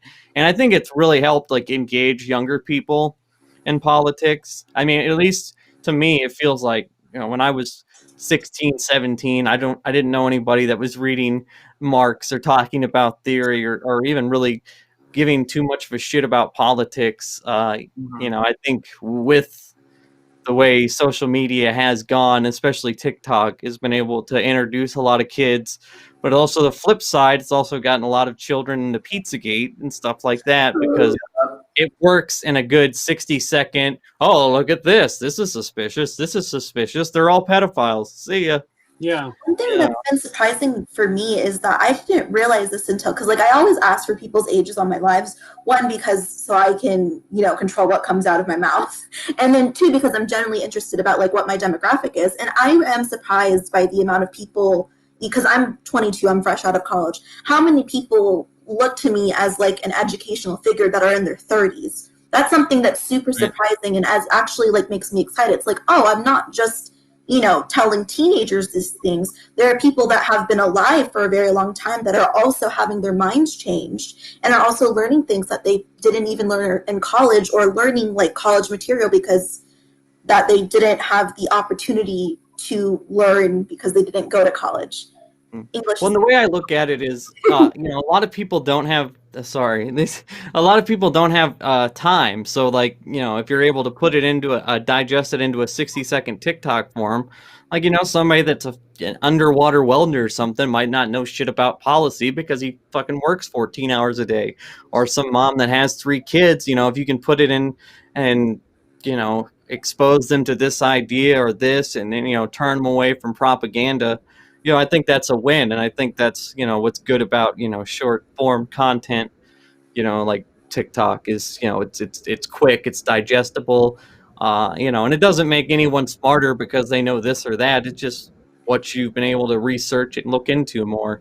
If you have the time or something like that. Well, I think it had a huge part in. We're talking. You were talking about like growing up for you, like nobody was caring about that stuff at 16. Like, I would argue that has been a very recent change within like 3 or 4 years of social media really being a big part of teenagers. Because like I had it as a teenager, but we were like, like it was Musically. It wasn't quite TikTok in the way that we know it now, and it was like more for like the weird kids that did like, oh, I do these dances. It's like, cool, I don't dance, So, Right. God, I feel so old right now. Yeah, I had a MySpace too, man. Don't worry. Okay. Okay. Good. I ride that millennial line, so sometimes I relate with y'all, sometimes I don't. Yeah, I'm 35, and I have a really eclectic group of followers, but a lot of really young followers, like teenagers, which doesn't bode well for people when they say, "Oh, you're a pedophile," blah blah blah. But I'm like, shut the fuck up. Like, like if I, as a 35-year-old, can reach out to a 17 or 18-year-old who isn't aware of any of this crap, it's all the better. Like, I don't care what you tell me from. Well, to make it feel better, anybody who says TikTok is for kids is stupid. I think it was originally marketed for that, but it's not anymore. It is like all social media is. Yeah. The pandemic, I think, really flipped apps like TikTok from being just for youth to being an all-inclusive type world. Yeah. Because everyone's at home, they're like, I'm bored as shit. What do I do? Let me talk to my phone real quick, and let's see what people think about what I have to say. And it turned into this like melting pot of ages and everyone of like, I don't know. And I feel like you make friends. Like, here's all 4 of us, right? We all live in completely different states, and I think that's a pretty cool thing. And I've already done that on TikTok. Like me and Tommy, we've talked several times. Like, dude, Tommy's cool as shit. But like, that's why I can't wait for that debate you got going on there, Driven. Yeah, Friday night. Let me do a couple plugs real quick. Tomorrow night, I'm doing the Out of Shadows debunk. That's on my live stream. And if you guys are here, if you could like the stream, really, really helps. I'd really appreciate it. And then Friday night, we got the debate with my dude, Tommy from TikTok, and then Uncle Dan. That's 7 o'clock Central on the stream. So we got tomorrow night, skip a day, Friday, debate, all kinds of good fancy stuff. 2 questions. Number 1, what is their debate over? And 2, what is Uncle Dan's political views? Like, is he a libertarian? He's like a weird, edgy centrist guy. God damn it! I hate it so much. I hate it. I hate it so much. He's one of them. He's a guy that's like both part, and he has points. But I mean, I don't agree with him politically on a lot. But I see where he's coming from on some things. His basic, from what I've seen of him, and I'm friends with him on TikTok, have been for a while. Like, most of the people like found my stuff from like Q debunk content, and that's kind of how I got talking to a lot of the people that I'm friends with on TikTok. But his basic view is the Democrats are corrupt, the Republicans are corrupt, Joe Biden is senile, Trump's an asshole. I think we should vote for a third party. I'm pretty sure he voted third party. I just personally don't think a third party will ever be viable in America, just because it doesn't. If you started right now with a real seriously strong effort, it would take 40 years, you know, just because you need state level, you need it at every level in order to have, you need PACs, you need a lot. Ranked choice voting would help. The abolishment of the electoral Yeah. college would help. You would need a lot of help in order to, Yeah, and do you that's guys- kind of his position. Do you guys And I think- follow Patty the Panda at all? I do. I love Yeah, that. yeah. He talks a lot about ranked voting, and I'm like, God, like, damn it, that sounds like a way better idea than what we have here. Ranked voting is Oregon has it. Oregon voted it in. You know what's crazy? How does that work with the electoral though? Like, how does that? Because I know there's a bunch of states that are trying it, but like, how does that combine with the electoral college? Well, so It works the same. It just go ahead. No. From what I thought was the ones that are trying ranked choice voting are doing it for like internal state affairs. That's what I thought. Okay, got it. So not like I think you might be right on that. Yeah, I'm not sure. Yeah. I know. Trying it for like state legislatures and things of that nature. I think could be wrong because I know it's not happening in Michigan. We ain't doing that. You know, we're trying to keep our government from being kidnapped. So, You know what's crazy though is a pretty progressive state, Massachusetts. Well, not real progressive, but they I think that was a state. Yeah, Maine. They voted down ranked choice voting. It was a ballot measure, but they voted it down. That kind of surprised me. I was hoping that would pass, but yeah, no, ranked choice voting is way better. Well, again, I mean, like our current political, capitalism thrives and breeds on political illiteracy. Not a lot of people are aware of what ranked choice voting is, or even how absolutely bonkers American politics is in comparison to the rest of the world. So people are just like completely unaware of what they're really voting for, or like how to even talk about these things. that's so true. You know what happens with all the election stuff? Because the electoral college is fucking absolutely insane. And most of the ways that we vote and just the process is horseshit. But what happens is every 4 years we're like, oh, this is stupid. And then it happens and we're like, yeah, whatever, okay. And then 4 years later we're like, hey, all this is still stupid. And then we forget about it, you know, that's what Americans happens. don't have good object permanence. We need to work on that a little bit better. We're like, I guess it'll work. No nuance November. The electoral college is the only reason the Republican Party is still in fucking business. Oh, 110%. 100%, That yeah. doesn't need nuance. It's just Yeah, Well, that and gerrymandering.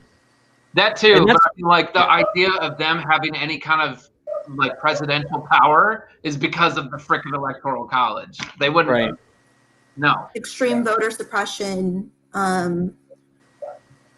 Well, I think it's I think I saved this. I think, what is it? I think Democrats. Hold on, give me a second here. we wouldn't even be in the mess we are in right now with all this crap if electoral college is just gone. Yes. Like, Yes, Brain Daddy. Preach. Snappy. so like this would be a done. I mean, it is a done deal. Let's be real, but in Trump's world, this would be a done deal because the people have voted, and they voted overwhelmingly against you. So if electoral college was gone, we would be much happier right now than we Get out. are. Yeah. A couple of years ago, pre-COVID-19, I was in Germany, and when I was in Germany, I was I was hanging out with some Germans, and I was just like, oh yeah, I was like, don't worry, and we were being friendly, of course. I was like, don't worry, I won't make any World War II jokes. And they were like, that's fine, we won't make any Trump jokes. And I was like, Or it like that's very interesting. Like history is the way like that Nazi Germany model itself off of America's fascism when it came to the Jim Crow era. Like yeah, they know that too. Yeah. And it's like, I think one of my comments was like, America brought racism to Europe. I'm like, listen, we're all in this together. Okay. Europe said we're going to create the idea of race. America's like, okay, we're going to do that. And we're going to make it worse because we have all of the different races over here. But they're both just prejudice. I mean, I don't like it when Europeans try to act all high and mighty and be like, listen, we're not as racist as you Americans. I'm like, did y'all not forget what y'all did to like Jewish people for like your entire history? Like pre-World War II, y'all were doing the Spanish Inquisition. No offense, but like. No, I'm very good. I actually know a thing or two about Spain politics as well. I'm actually very into that. I'm part of the United Left Party over there. So fancy. Yeah. Wait, but if basically what it is if we win, if the Democrats win the 2 seats in Georgia, it'll be 50-50, and Democrats will govern over, I think it's 40 million more people than the 50 Republican seats. So I mean, if it's the other way, you know, basically add that the whole state of Georgia, if they happen to win the 2 seats or whatever, or split it 1-1, but you know, it'll be exactly 50-50. Get 40 million more people pick those the Democratic senators. You know, and you have things like Dakota. You know, one thing, I'm not the biggest fan of Bill Maher, but one thing he's always spot on about is that he's like, why do we need 2 Dakotas? That's 4 senators. You know, California has 2. And then you have North and South Dakota that have like 17 people combined. 4 senators, you know.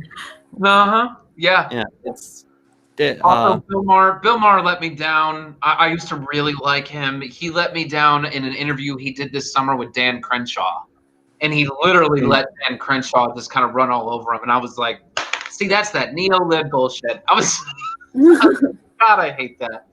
So well, you know what, Dan Crenshaw is like their shining light, like, oh, he's the normal you know, good Republican. It's like, no, he's terrible. Like, just the rest of y'all are way worse. You know, he's still pretty bad. But Driven, he gets a pass, okay? He was in the military, so nothing he can do is wrong. And I hate He wears the cool eye patch. Pete Davidson made fun of him one time, so you know. Oh, dude, Tori, Tori, that's your state, isn't it? Tejas? Texas, yeah. Yeah. Listen, make Texas Tejas again. That's the platform I'm going to run on. T.O. Bernie. Yes, exactly. I actually have I went to high school in Texas, and oh, hey. Yeah, I went to high school in Corpus Christi, and my friends down there, they were like, don't worry, we're going to turn our state blue.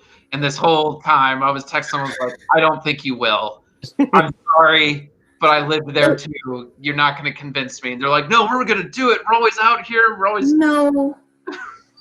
As someone who did work a lot with like DSA, and I live in a very blue part of Texas. I live in like the Triangle. Like I live in a very like Latino part of Texas that's full of a lot of immigrants. Like I knew we weren't going to turn Texas blue. Because Joe Biden doesn't have enough Latino support. No, he doesn't. That's one thing. That was like one thing that was hard doing, is like having conversations with people and like convincing other Latinos that Joe Biden actually cared about them, especially from like a DSA perspective. It was like, oh, I'm really having to like bite my tongue here and like endorse someone that I don't really endorse. I'm like, listen, it's better. Trust me. I mean, like my district was blue, and then we also got some really cool things passed. But Texas isn't going to turn blue just because of the amount of voter suppression that goes on here. Oh, I read all about that. Yeah. Well, yeah. that's that whole voter. That's where the whole voter fraud myth starts from. Is the Republicans have done a great job with voter suppression, gerrymandering, and that's if it was such a big deal to win this Congress, these states, it's because the census, now we're going to redraw maps and we're going to get fucked again, and power begets power. Once somebody takes power, it's hard to take it back from them. We got to win in the even more overwhelming fashion to even get, it'd be 50-50 because everything's so, against, the left. And Well, it makes a nerd in the house. Everybody watch Game of Thrones? Oh yeah. Oh yeah. Hell yeah. Okay. Huge Game of Thrones fan. Let me tell you, I said this the other day. I was making my friends laugh. I was like, you know what our fucking problem is? We're the Starks before Arya and Jon. We are the Ned. Like our party is the Ned and the Cat and the Rob, and it's just like, hey, let's like try to win, but let's play fair with these people, and they don't play fair. Right. Like that's the. It's so funny. I always call Mike Pence the Night King. That's how I always reference him as. And I'm like, so I'm like, does that make Kamala Harris like the Arya Stark? Not yet. Not yet, but I would say AOC is Arya Stark. Yeah, okay. I had to put one There on you it. go. I like it. Trump is definitely Cersei Lannister, though. Oh yeah, 100%. Or the Mad. Just in his tower, like, and like right now is like the second to last episode where she's just sitting there and everything's crumbling. The guy's like, "We need to go," and she's like, "No." That's Trump in the White House right now. Like Rudy's like, "We gotta go, boss." No. Can we also talk about how Rudy looks like a goblin? Like what are we doing? I affectionately call Rudy. I call him Gollum Giuliani because he is the creepiest, most smeagly human being I have ever seen in my life. Smeagly, I love that. Has His anybody made any definitely gone content? down. Has anybody made any content about their Four Seasons debacle where they were like in front of a hard? Oh yeah. I made a video today. It turns out Rudy might actually be fleecing Trump because he's apparently he asked for $20,000 a day. I heard that to run the legal team, and according to insiders, this isn't 100% verified, but it was in the Times. According to the Trump staff, Rudy is in there like, oh no, you got a really good chance of winning, and like all the staff is like, boss, this is over. But Rudy, who's getting $20K a day, is telling him, "Oh, keep filing these lawsuits." Like he's milking it, he's fleecing him, basically. You know, he's gassing him up. Like you got this, Trump. Such a Republican thing to do, too. Yeah. Hiya, boss, you got this. You can do it. Yeah, exactly. Yeah. Oh That'll man, be 140 grand for the week. You know. dude, it's so Crazy. great. I love watching the GOP burn from the inside. It's just like, As it should. yeah, but it's like we're not even having to do it; they're doing it themselves. Yeah. Yeah. This comment sums it up. I remember, 9/11 when Rudy was at the baseball game. 'Cause I used to be a big Yankees fan. Rudy's at the baseball game. He was fucking the man around town. He was the most loved man in America after 9/11. America's mayor. Now he's a fucking goblin for Trump. You know what I mean? Like how the mighty have fallen. Now he's tucking in his shirt, laying down. That's where we're at. Yeah. Really disgusting. Also, I saw a thing too, like getting back on the whole like QAnon type thing.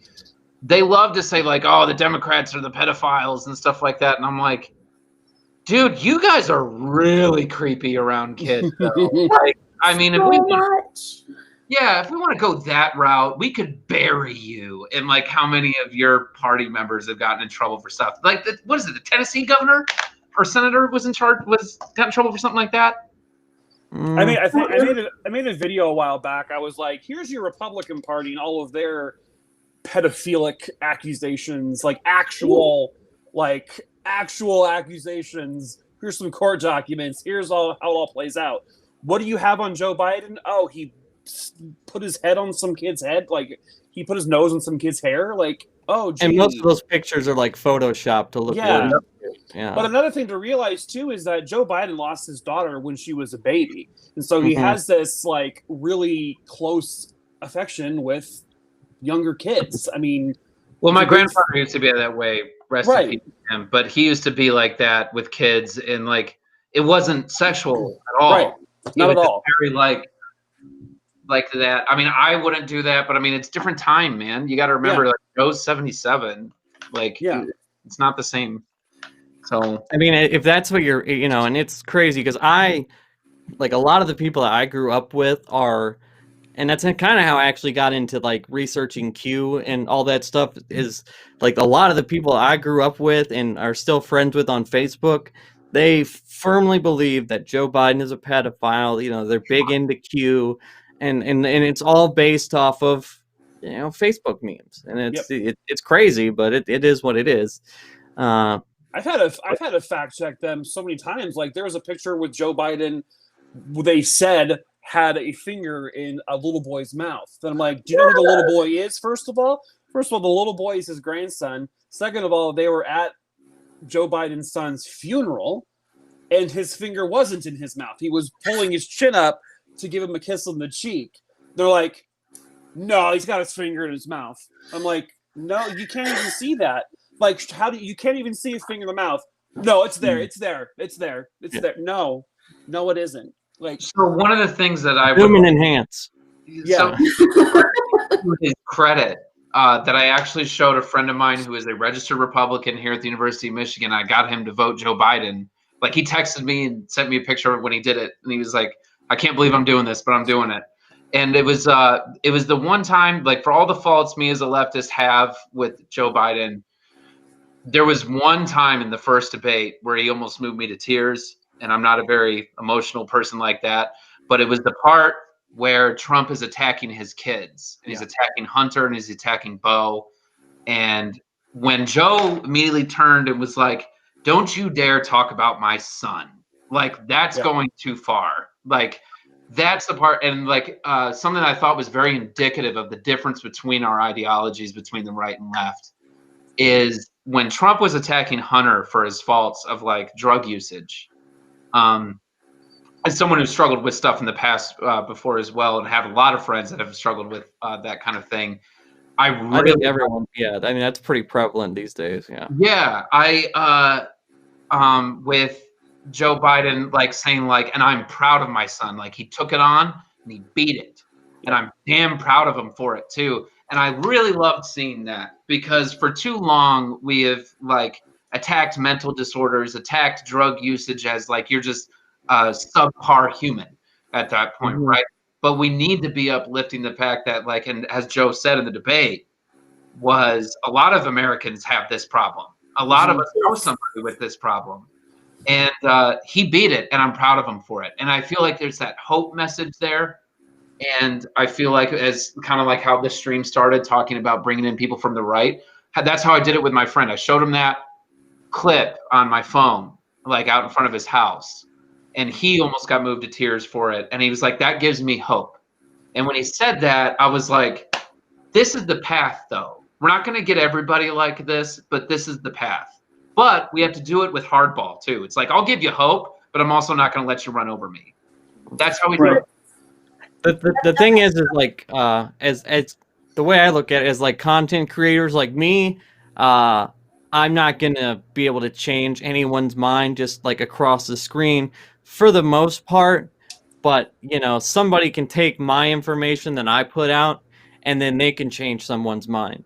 And that's where I think, you know, and that's why I kind of do the stuff that I do, and, like, you know, put sources in it or whatever, because that's how we're going to change those people's mind. Or like you showed your buddy a clip, and that's why I, you know, you see how disillusioned people on the right are, because Trump did so bad in that first debate, and then in a moment like that really humanized Joe Biden, because everybody has had those issues with a brother, an uncle, a cousin, something, and he was able to say, you know, my son beat it, I'm proud of him, you know, that really humanized him, and people still afterwards were like, oh no, Trump won.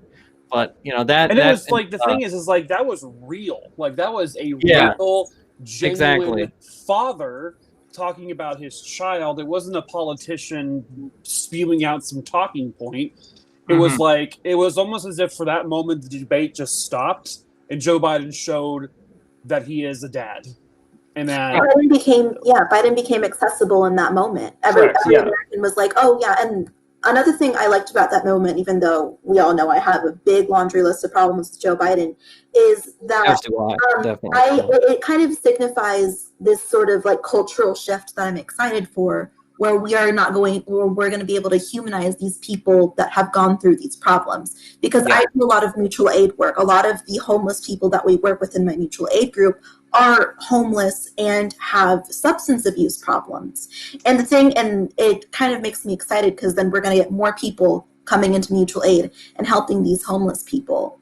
Because, like, when you interact with them, when you're giving them food, clothing, or just talking with them, they're people. They're someone that I could have served when I was waitressing. They're like, they could be on the stream and talk to us here. They're not these fringe, scary, like boogeymen. They're just people that need help. And I think being able to see that, people are going to be more likely to be okay with their taxes being raised or being able to fund social programs. Because it's like, they're not scary. They're not evil. They're just lost and scared. Oh man, you're hitting right on it right there, because I really think that that's the way forward. I think the way forward is that there's been companies I've seen hoodies. I want to get them, but they're like $60 because they're for nonprofit. I'm like, hold on, I'm still in college. But it's like, we need to drive home things like people over profit. People over profit. At the end of the day, like, human life is what matters. You're pro-life, right? This is what matters. I grew up an extremely poor kid. I'll tell you right now, for anybody watching this on TikTok or wherever, like, I grew up an extremely poor kid, and I'm somehow at the University of Michigan. Do you think I'm going to turn that back into and be part of the machine? Hell no, dude. I am so coming after them. That's like my whole goal here, because I have seen both sides now. I don't know if you guys know a lot about University of Michigan, but it's an extremely, like, it's like public Ivy, and it's like, oh yeah, no, it's up there. It's, right. What I mean is, kids like me don't go there. Like kids like me and my roommate don't make it there, but we're somehow there, you know. And I'm using this opportunity to be like, I know where I came from, and I'm looking at where I'm at now, and I see the disparities. And the disparity is they don't know enough yet about what it's like on the bottom side of, like, the economic scale. And then we need to drive home that these are, like Tori was saying, people are people, and we need to start caring about that. Like, a social program is helping a human being, someone you don't know, and something that you're not really used to seeing, because in your circles of Bloomfield Hills, Michigan, you're not going to know. But like someone from Detroit, Michigan, they would. So it's okay to sing Kumbaya. Come on, America. Well, and you know, it's almost like the lie people have been sold so hard about this American dream. It's like, this game, you know, I know the game is rigged. That's why it's going to be so much sweeter when I win this thing. Like, people have, like, well, I don't want to tax the rich people, because one day when I'm rich, you know, I don't want to get like the estate tax, the death tax. You know, when on Trump's tax bill, he doubled the exemption. So now anything under a $22 million estate, you don't have to pay an estate tax. And like, Republicans are happy about that. And it's like, yeah, because you fuckers just have a bunch of $22 million estates. You know, it's things like that. Like, we have to, like, normalize, like, hey, let's, you know, take a little bit more from these rich people, and let's, you know, put it back into the public good. Like, I think it's just, if we stop the war in Afghanistan, and we stop the war in Iraq, and we pull back everything, just with that, we can fund universal pre-K, free college, and what's the other one? Paid medical. Just that. Yeah.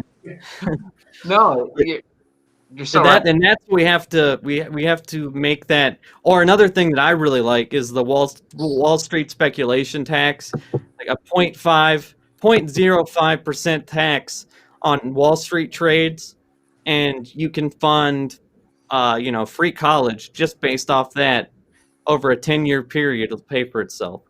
Mm-hmm. Yeah. And that's canceling student debt on top of that. So that's canceling student debt and paying for, and even if it gets close, I mean, there's other things you can do. You know, we can repeal the Trump tax cuts. We can raise the capital gains tax from 15% to 20%. I mean, if you're just some fucking rich asshole that has money in the market, you know, you pay 15%. That's why Warren Buffett, you know, the richest man in the world, he pays a lower tax rate than his secretary. You know, that's batshit insane. Yeah. Well, we actually learned about this in, like, my comparative politics class, is that people think in America that they're a lot closer to being Jeff Bezos than they are homeless. And it's not right. We're all dude, no. It's kind of crazy to me when, like, I get this comment because people think I'm like 15 for some reason.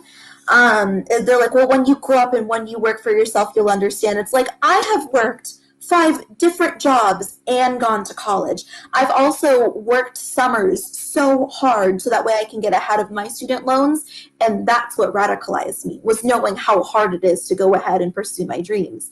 It's like, I want to go ahead and like go to law school or grad school, not entirely sure yet, but it's like I know what it takes in order to do that. And I don't think that, and I come from a relatively privileged background, and if it's hard for me to go ahead and like execute something like that, imagine how hard it is for people that are like less privileged than me. Like, I don't understand why people can't see that. Come on, America. Well, because it goes into, I saw a study, and I thought it was really interesting. I can't remember where I saw the study. I think it was Business Insider, but like one of the main differences between conservative and left-leaning ideologies is the word "we," and what we perceive, like all of us on the left, when we say "we," we're talking about either Americans as a whole, or we're talking about like, oh, you mean humanity, like all of us, like we, like collectively, like that's how we look at it. A conservative looks at "we" and thinks of my church, my family, my home. It's like, it's very, this is my bubble, this is me, this is we. Everybody else is out there, but look at me in here. And that, I think, is one of the biggest disconnects. We got to break that. Like, that's, to be able to see, like, that we will all benefit if we help each other. Like, so it's, and my closing remark on that would have to be, Trump's rhetoric worked at first. We got to remember that. Yeah. The hate and fear works. It does work, but I do believe it only works for so long before the majority is going to be like, no, it's not sustainable. Hate and fear is something that like is very quick. It's like a shock troop to the brain, and it's going to scare a lot of people really quickly. It's going to make people hate each other very quickly.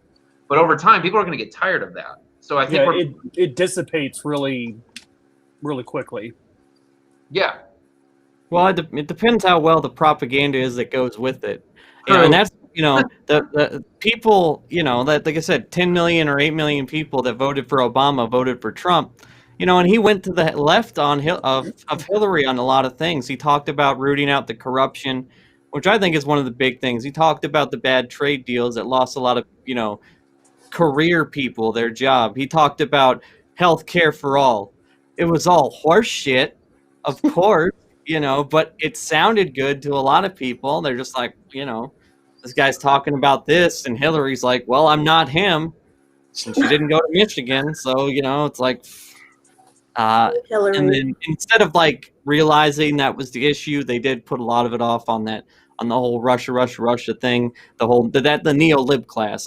Progressives, for the most part, never bought into that shit. Even the people like, Jimmy Dore, Kyle Kulinski, Sam Cedar, the voices, the bigger voices on the progressive left didn't buy into Russia, but the neo-lib class kind of did. Could it possibly be the problem? We're exactly. The moral good people. Like, it wasn't that we didn't give people, policy. It was that, Trump is a Manchurian candidate. Yeah, it's not that we don't know how. Oh, and Bernie didn't do enough, of course. Oh, I get legitimately sad how much Bernie got screwed over. I like get legit emotional, over Bernie. Yeah, when he came to Michigan here, it just made me realize the reason I liked him so much was not because the same way, like conservatives do Trump worship, right? Like they like, oh my God, he's so amazing.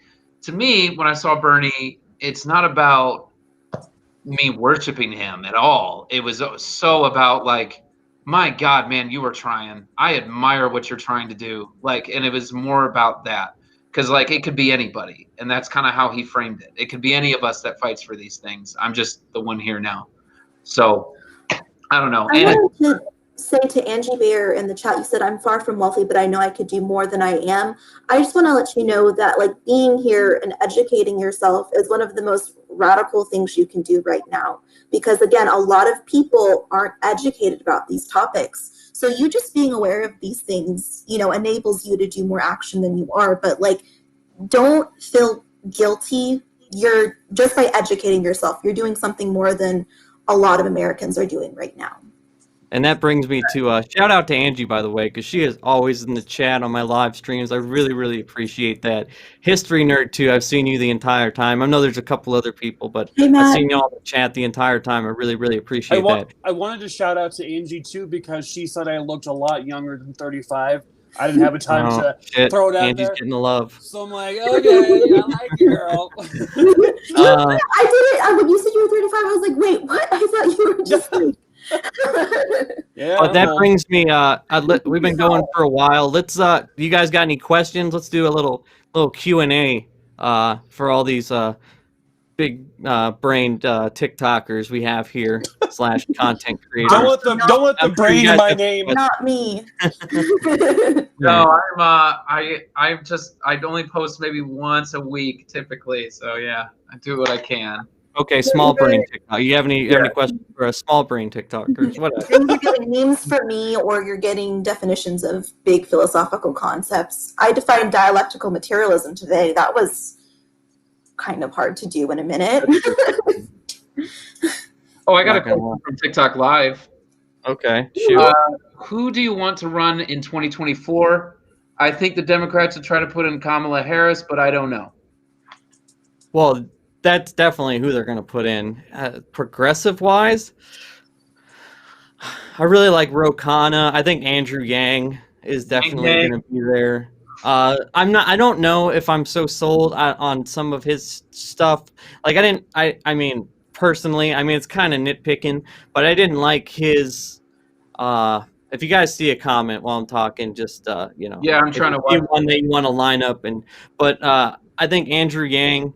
I'm not the biggest fan of his implementation of UBI or his Medicare for All system, but I think he'll be around. I like Ro Khanna. I was a fan of Tulsi Gabbard, but she's gone like in this weird direction. So, but I think Andrew Yang, as far as progressive, but the Republicans or the Democrats are definitely going to push Kamala Harris at us. Yeah, I only want Andrew Yang for one reason, and it's one reason only. He is the only semi-progressive candidate I've ever seen package socialism in a way without saying socialist. Like human-based capitalism. Yeah, with that. This man's a fucking genius. Because this is stuff conservatives eat up. Like, did you say capitalism? I'm in. Like, that's how they are. And he so much of what he was explaining, I was like, he's explaining like democratic socialist economy, but using terms like capitalism. And I'm like, that's, you know what? Got to tip my hat. I was like, so.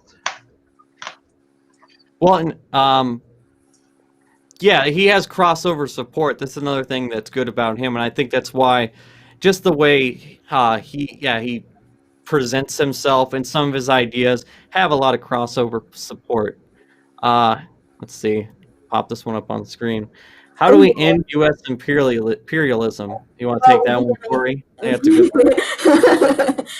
Well, first, solve that for us. We're more aware of what exactly U.S. imperialism looks like.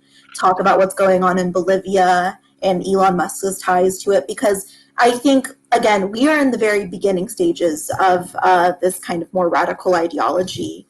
And I don't think I can give an answer to that right now, but the biggest thing we can do is awareness. People understanding how capitalism is just inherently exploitative of the global South at the moment. So, the more, like I said earlier, the most radical thing you can do is be aware and educate yourself right now. So the more people are like, hey, this thing is happening and it's messed up, the closer we're going to get to finding actual solutions. Yeah, I agree with that. Also, support MFIN. They're a Filipino organization that it's all about decolonizing their economy. So look up certain national labor organizations to see how you can support them. I recommend Anakbayan. I'm Filipino. I'm half Filipino, so I'm kind of partial to them. But yeah, no, I agree with you on the awareness, because I think people just have this this real American exceptionalism, oh, the U.S. does no wrong and we're never the bad guy. It's you need to look at things a little more shades of gray and see, you know, that yeah, we kind of are a lot of the time, and you know, you need to be aware of that, you know, kind of stuff. One of the tangible things that I think that you can do to like end imperialism, or at least support legislation to do it, is the military bases worldwide, which is nothing more than an extension of colonialism, but doing it through like, oh, we need a strategic military base. We have more foreign military bases than any other country. It's a way of establishing our footprint. It's a way of kind of siphoning off money from different countries, and also like infusing our culture into different countries, because with those military bases comes our fast food chains and our other capitalist forms of market structure. Like, and it's tied in with the military bases. I think there's somewhere close to 800 foreign military bases. I'd have to check. I mean, when I was That's about right, yeah. when I was growing up in Spain, I lived like 30 minutes from one. You know, so that's insane. Why is there one in Spain? I don't know, but you know, so it's like the Philippines for kicking the U.S. imperialist out. But now we have Duterte, so you know. Yeah. That for another. I know y'all got some more questions. I see a lot of comments, but no questions. Yeah, what's the deal, y'all? Come on now. Did y'all see any other questions? Did I miss some? Yang Gang represents. What about? Let's talk about. What about Buttigieg? I don't know much about him, but he seems shut down a lot of Trumpers. Buttigieg has been on fire with the giving it to Trumpers, but I'm not a big fan of his policies, and I don't. Too moderate for me. But he's very. He says so much without saying anything. You know, he's very much, you know, we have to bring back the American ideals of our forefathers, and we need to, you know, not rest on our laurels. It's like, dude, I asked you about healthcare policy. This is a Wendy's drive-through. Right. Right. It's kind of like that, yeah. Who are maybe some questions we could ask each other? Who are some of your guys' favorite creators on TikTok? Like people that you guys really look up to? Progressive guys, all right.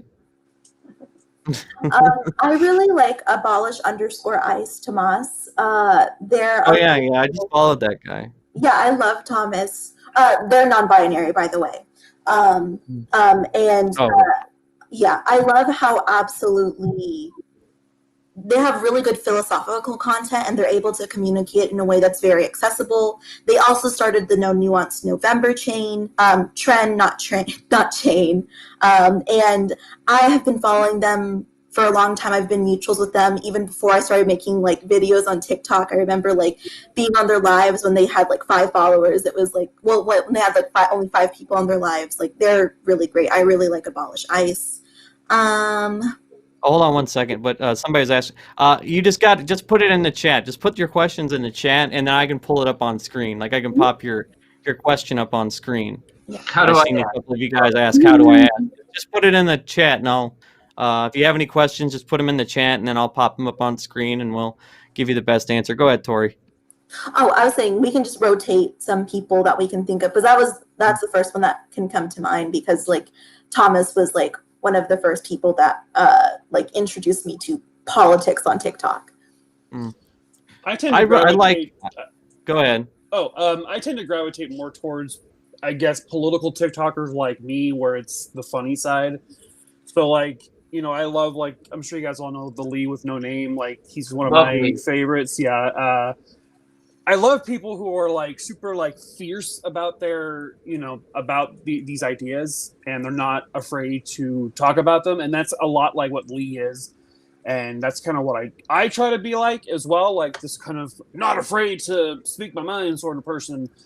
But I love him a lot. I love like Shannon Smith. There's a lot of just like a lot of really good, funny political TikTokers that kind of do what I do, where they educate, but they also are funny about it. And I just think right now what's going on in our freaking country, it's like what we need. We need to laugh, but also be educated. Yeah. Yeah, for sure. One of my favorite guys, and I have several, but obviously my dude, but that goes without saying. But one of my favorite guys is this guy named Mace Awindu. and he is. I've now seen him. Yeah, He's like a Star Wars creator, but he does so much politics with it too, and he's kind of what Brain Daddy's talking about. Like he's funny too at the same time. Like they're like political skits that they're comedic, but they're I'm kind of. pretty sure I've seen him before. I kind of go back and forth. I mean, I watch a lot of like the people I'm friends with, like you guys, and I watch my dude. I like my dude a lot. I like people that like because I tend to be more like news and like kind of fact check and kind of like news of the day and like the system of Washington. So like I kind of have that covered as far as like what I like do and watch and consume myself. So when I go on TikTok, I kind of look at like the younger people that do like theory and you know, just do kind of debates and stuff like that. Like that what's his name, Jonah Hexum, the young kid. I really like his content. I like Tory a lot just because, you know, it's like it's stuff that like I'm not I like Tory. you know, I don't always talk about, and I'm not, you know, consuming like on my own all the time. I also like Pragmatic Ideals, that guy in Seattle. Yeah. He's I'm trying. I might have I might have him on the stream sometime.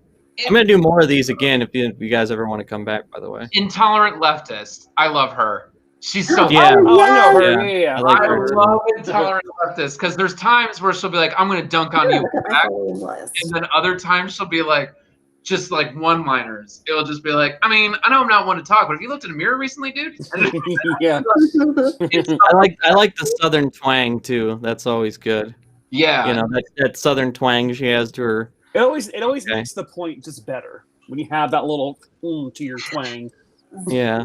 She's hilarious. I love her stuff. We just recently became mutuals, and I like geeked out over it because I've been a fan of hers for a while. And then like she liked a video and then added me, and I was like, oh my god, like I love your stuff.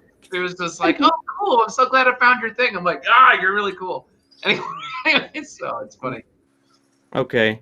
Jack asks, most Republicans I know and argue with bring up abortion as a reason why they did not support Biden. How would you, believe he says, how would you go about talking to them about our, yeah, okay. How would you go about talking to them our side? Yeah. Basically, how would you explain the pro-choice position to Republicans? How would you sway them on it? Well, Republicans love themselves from some private property, right? And I don't usually like to adopt this kind of private property argument, but your body is 100% personal and private to you. So if you convince them, hey, having someone in your house, right, and you don't want them in your house anymore, are you going to say that you can't kick them out? Are you going to let the government tell you that you can't kick that person out of your house? Even if you let that person into your house consensually, and then you found out they're a danger, you know, later on after they've been living in your house for a while, are you going to let the government be like, sorry, it's been a long time, you have to keep that person in your house, even though they're a danger to you? You know, like you have to relate, sadly, you have to relate women's bodies to property, which is something, there's some implications there that I don't like. But if we're talking about a Republican, you have to talk about it in terms of private property. That's a really good way to look at it, yeah. I have a hard time with explaining my stance on it because, like, I'm a gay man. It's like I will never be in a situation where this will be a part of my life. So I don't know how you guys feel. Like, is it more of a female topic?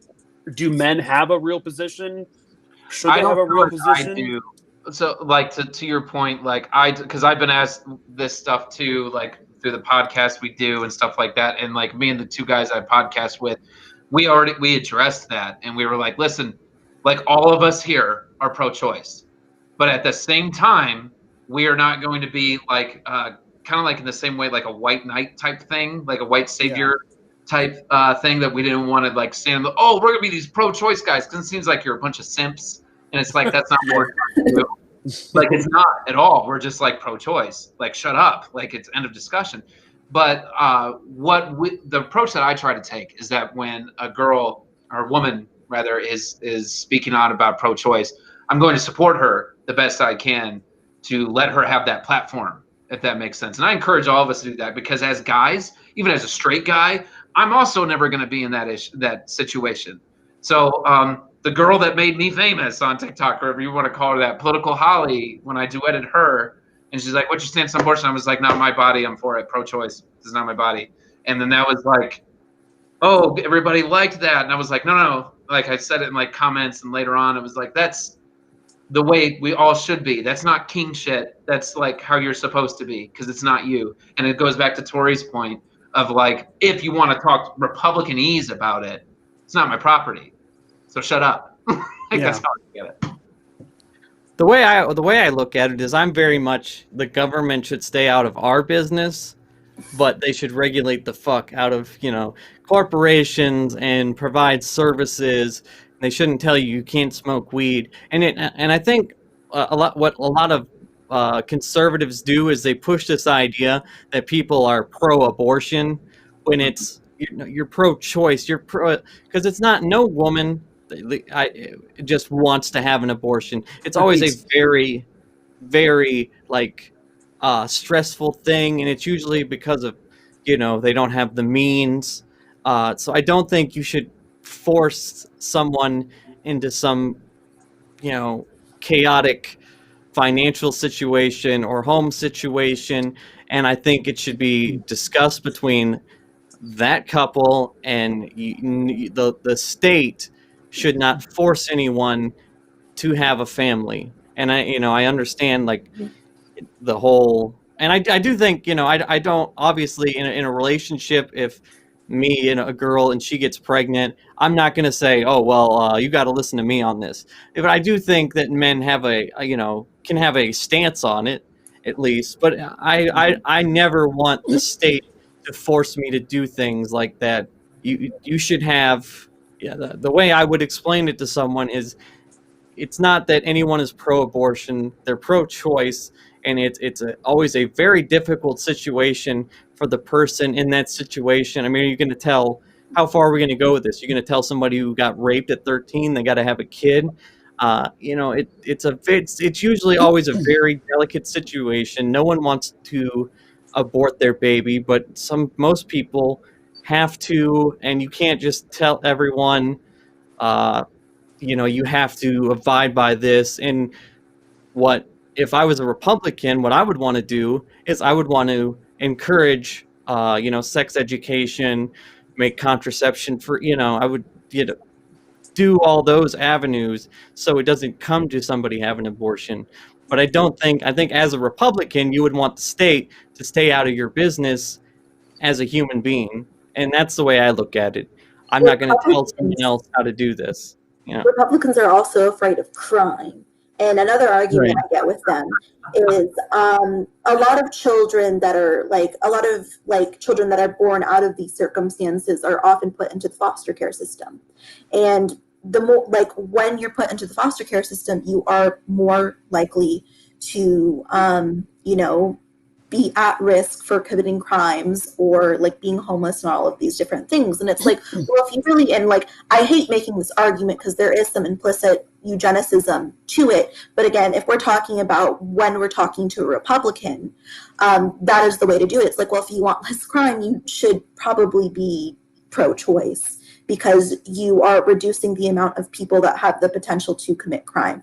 Again, I don't like the sort of eugenics implication that has, but I mean, Republicans hate crime and they love eugenics. So if we really want to convince them. That's funny. All right, real quick, shameless plug. What time is Out of Shadows Debunked tomorrow? Tomorrow night, 6 o'clock Central. I will be going over the entire Out of Shadows documentary, fact-checking, debunking, poking holes in it, explaining why it is dumb as shit, and I will have all the sources linked in the description so you can show them to your crazy aunt and uncle. Okay. Also, where can we watch Out of Shadows? I've never seen that. And before it's on YouTube, or you can watch the stream tomorrow night. I'll be watching the whole thing, but I'll be, stopping and starting. But it's on YouTube. You just gotta Google Out of Shadows, and you'll find it. Okay. Or you can go to the guy's website, but it gets pulled down off YouTube periodically, but it's still on there. You can find it. It's pulled down periodically for some. Yeah. Dude, there was so funny. The day after the election was called, and Trump kept posting on Twitter, how much of, like one of them was a meme and it said, what's going on with this? Question mark. Like that was his tweet, and it was something that he retweeted, but it had been removed, and it was like Twitter has removed this. What is it truly? It's my Dude, favorite. that's my entire Facebook wall. Okay, I have a Pete asked. I have a friend. Goddamn, every time I put the cursor on it, it turns blue. I have a friend that has become very conservative over the last few years. He's a good guy, just ignorant and brainwashed. Yeah, I feel you there, man. I know all about that. Any advice for getting someone out of the right-wing echo chamber? From Pete R. Approach them with empathy. Yes, Yeah, most definitely. y'all can build off of that. Y'all want to go? I think empathy is a hard thing to teach, but it's spot on. I mean, I think they lack it on that side so badly. Well, I think also what you go ahead. empathize with like the Republican. Like I understand why you would be right leaning. You know, because I've seen a lot of people that become conservative because they're like, well, something's not right in America. And conservatives have like really, as we've discussed before, have really appealing rhetoric. They're like, this is why things aren't right in America. Let me pull the curtain behind me to show you what's really going on. And you have to be like, listen, you're not stupid for thinking that. Like they did prey upon you. You know, I don't know how far right your friend is, but like when it comes to, because like I've de-radicalized like some people that have gone down like the really, really far right radical like rabbit hole in my personal life. And that's the way I was able to get them, is to be like, listen, if you still have a place here with us, you're still fine. I still accept you for who you are. It sucks, but like you don't have to continue to go down this rabbit hole to have a social group. You still have a social group over here. Yeah, I agree with all that. I do think that there's different levels of so it seems like your friend's a good guy, so I'm not sure like the situation there, but what I mean to say is like, so like even in my content and in daily life, there's a guy in my class right now, he is like a spinster. What I mean is like, if you're a conservative spinster, you're someone who puts out lies, you're someone who's trying to dissuade people, and like that's what you do. No, dude, I'm going to embarrass you publicly. Like that is my plan. However, if you're someone who's been deceived, that's a different ballgame in my mind. That's like more what Tori and Brain Gatter are talking about, is like, no, that's where I like want you to just let me show you. Let's like have that empathy. Let's have that conversation, just like Tori's content. Let's go and have these conversations, because all it is, you're just you're in my mind almost a victim. Like I was a moderate Republican growing up because I didn't know any better, and that's because the people raising me were hard right Republicans. They were like, dude,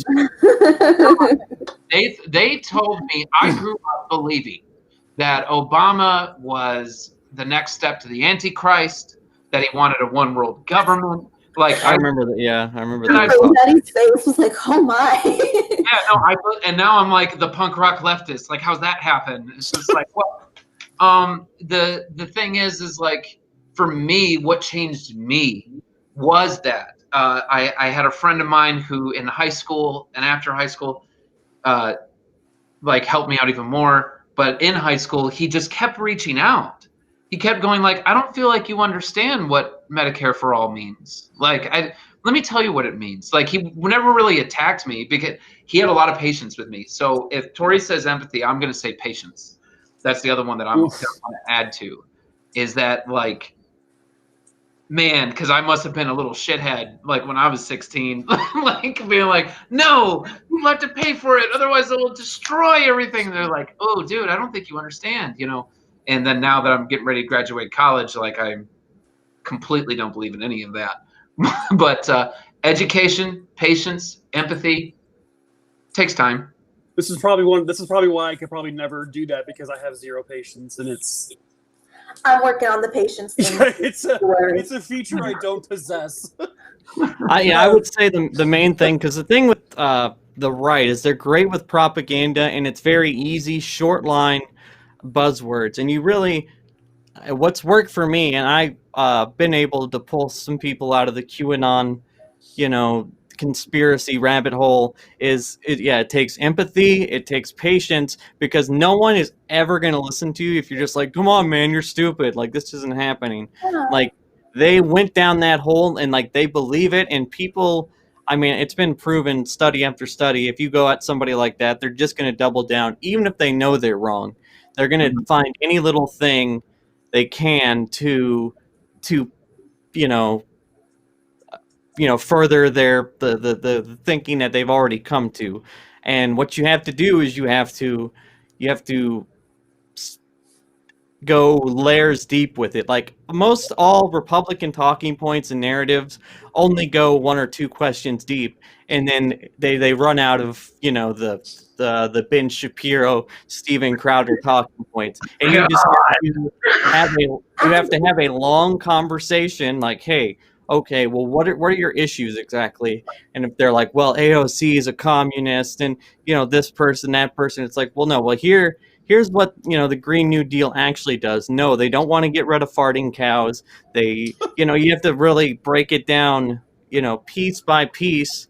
And I mean, I've found that that's the only thing that works. That's actually, I'm going to have a guy who makes conspiracy documentaries on I think week after next, and he's made several videos about we have to reevaluate how we try to win back these people, because of the making fun of them and just calling them shitheads. It just doesn't work, and we're losing a big segment of our population. There goes my whole page. Right. And it's fucking hard, and people on the internet are never going to be able to do it, but it's your friend, you know what I mean? So if you're a friend, you care about this relationship, you're the only one that's going to be able to do it. You might be able to pull a piece of content from me or some other person, and it might help you, but you have to de-radicalize the person.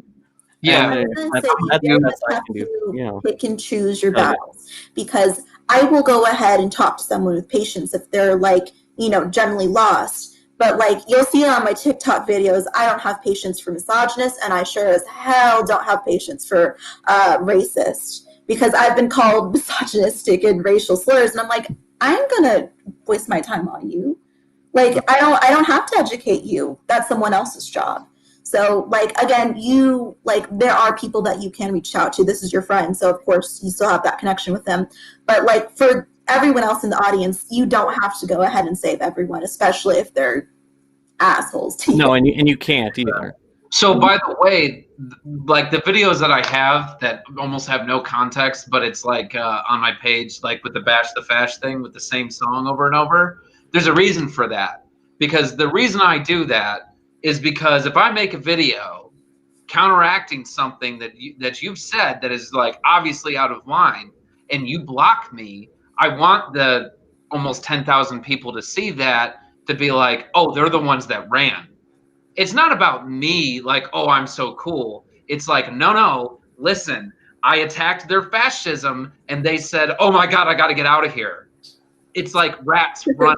Like, that's why I post that. So I agree that you cannot like debate fascism, but if I dunk on you and you run, that makes you look stupid. Like the Patriot Sisters blocked me. The Patriot Sisters. One of my favorite things is when someone says something and I try to educate them, or I maybe kind of make fun of them. One of my favorite things is when you go and click the comment and it's gone, or like it's right. Or maybe like you duet a video of them duetting you, and then suddenly their video is gone after you've made your point. So kind of to go along with that, they do kind of run away scared when so they don't like people to argue with that. Like, they don't like it. They're afraid of it. Yeah, well, that's what we. I actually got that from Blackbird and JJ, because they do that too. Like, if you block them and if you're like, oh, I'm going to delete this stuff because I don't want them to see it, they're going to post it. Be like, you blocked me. Because like what this means is that you didn't have a valid argument. What this means is that you knew that this was rooted in nothing but bigotry and hate and racism and misogyny, whatever else you wanted to say, and you ran. And then you blocked me because you didn't want me to keep coming after you. So we win. You also don't look cool again. So you're coming back full circle to that. Make it uncool. Yeah, that's kind of like, so that's why I make a lot of videos with the comment responses, because when they delete the comment, I'm like, but guess what? This video still exists with what you said. So it's still there. And I'm not deleting it. It's gonna be there. So it's kind of along the same line. Yeah. Yeah. Well, and that's it. Like, most of the time, it's just they just want to shout buzzwords at you. Like 90% of it's just like 18 buzzwords. Like and that's all they have. And after they run out of that, that's it. That's their argument. They just call you like stupid or something. And that's most Republican rhetoric. And to a decent section of people, it's as far as they ever get into politics. So it works. And that's the comment section of every political video any of us have ever made. They're like, oh yeah, but your guy likes pedophilia, or oh yeah, well, Ilhan Omar is a Muslim terrorist. Oh my god. Yeah. And it's like, well, actually, Ilhan Omar fled terrorism and actually has fought to put sanctions on people like Saudi Arabia. And it's like, but AOC is a communist. And it's like, Well, my favorite one is I love making them define it. So that's another good one for like debates. Oh yeah. When they go like, well, it's social. I'm like, define socialism. Right. Like, it's really easy. You should know if you know what it is. Like the Republican girls, I hate that account so much. They literally just let it out, sir. Let it out. Yeah. No, I hate them. Like, God, one of them blocked me too, and I didn't even come after her. I was like, whatever. I can't even make a video on you because I didn't talk to you. Anyway, this one of their leaders or whatever was talking about, well, communism is when you have an authoritarian fascist leader, and that is what communism is, and it's just dominance of the government. And I was just like, oh, it hurts. It hurts. Swing and a miss. Yeah. It's needed to take a walk for that one. Oh my god. Yeah. I'm trying to find the whole comment again. All right. Do you think the part of the original Green New Deal that was going to give preference to worker-owned co-ops and contracts will happen? Well, the Green New Deal, as they put it together, had a lot of good ideas, and I think the main purpose of the original Green New Deal was just to get the ideas out there, and it's slowly become more popular, kind of like with Andrew Yang in the UBI conversation. Nothing that, for the most part, a lot of the stuff that's in the Green New Deal, outside of the money into renewable energy, stopping oil subsidies, outside of that, I don't think a lot of it is possible. Even the other stuff, even though the planet is fucking dying, is going to be hard to pass. But I think what the Green New Deal did is it really started the conversation, because how many people were talking about worker cooperatives before the Green New Deal? And that's what is so important with people like AOC, is that they bring these ideas to the forefront and they talk about it on a national stage. So I don't think it's going to happen anytime soon, but I think it's putting us in that direction. I mean, pre-2016, Medicare for All was laughed out of the room. But thanks to Bernie and thanks to more people in Congress, it's now it got a 72% favorable rating on a Fox News exit poll. So I always say that there needs to be a crazy revolution. Yeah. What's up? I'm just saying that's there great. needs to be a cultural revolution. Change. Yeah. Sorry, that is crazy. Comment about, I can't believe a Fox News poll had that. That's nuts. That's crazy. The people are with us, or with the left. They don't like the politicians. That's it. It's us, Driven. It's the cat with the paw. Okay. It's us. Something like that. Yeah. Anybody else want to take that, or any thoughts? Green New Deal? No. I mean, I'd love it if it actually came to fruition, but I don't think it's going to happen. Yeah, it's like I'm with Tori on that. Like, I would love it, but I think some things are meant to work towards, not actually achieve in like your own lifetime. Like, you know what I mean? Like, right. it's like you're gonna work for it, but you won't ever see it. Like that's like then maybe a couple generations down will. You know what I mean? So Yeah, that's the foreign concept to the right, and that's what I can't stand. It's like stuff for other people. Fuck that. God forbid. Why would I do that? Yeah. Yeah. You mean like I'm gonna work like towards stuff for other people? Taxation No, is like, death, bruh. they have this I think they are the moral majority, where they're like, we are the people that like are fighting for the right thing, and this little chat over here, we're a bunch of degenerates, so that's why we shouldn't have rights. Mhm. Right. All right. Well, I think that was pretty successful. I've been going on for about close to 3 hours. Yeah, it's a good Voss stream. It's a good Voss stream. Yeah, it's a standard stream, but yeah. So if you guys could like the stream, all that stuff, maybe leave a comment after we get off. But I appreciate you guys so much for tuning in. All these guys' ats are in the description if you want to check out any of their TikToks. Do you guys have anything you want to plug real quick? I just want to say thank you. Okay. Thank but you yeah, for tomorrow night. Did you say something? Yeah, I just want to say thank you for having us on. Like, I've been a fan of yours, so I'm actually like more humbled to be here. Not like, haha, I'm here. It's like, oh, dude, it's for the opposite. It's like, dude, driven, dude, I've been about this guy. Like, like this is great. So yeah, I appreciate it a lot. Thanks, man. So yeah, tomorrow night though, 6 o'clock Central, I'll be like doing the entire Out of Shadows debunk on my live stream, going over the entire thing. Have its sources in the comments. We'll go over it. I'll talk about MK Ultra, Operation Paperclip, the Temple of Set.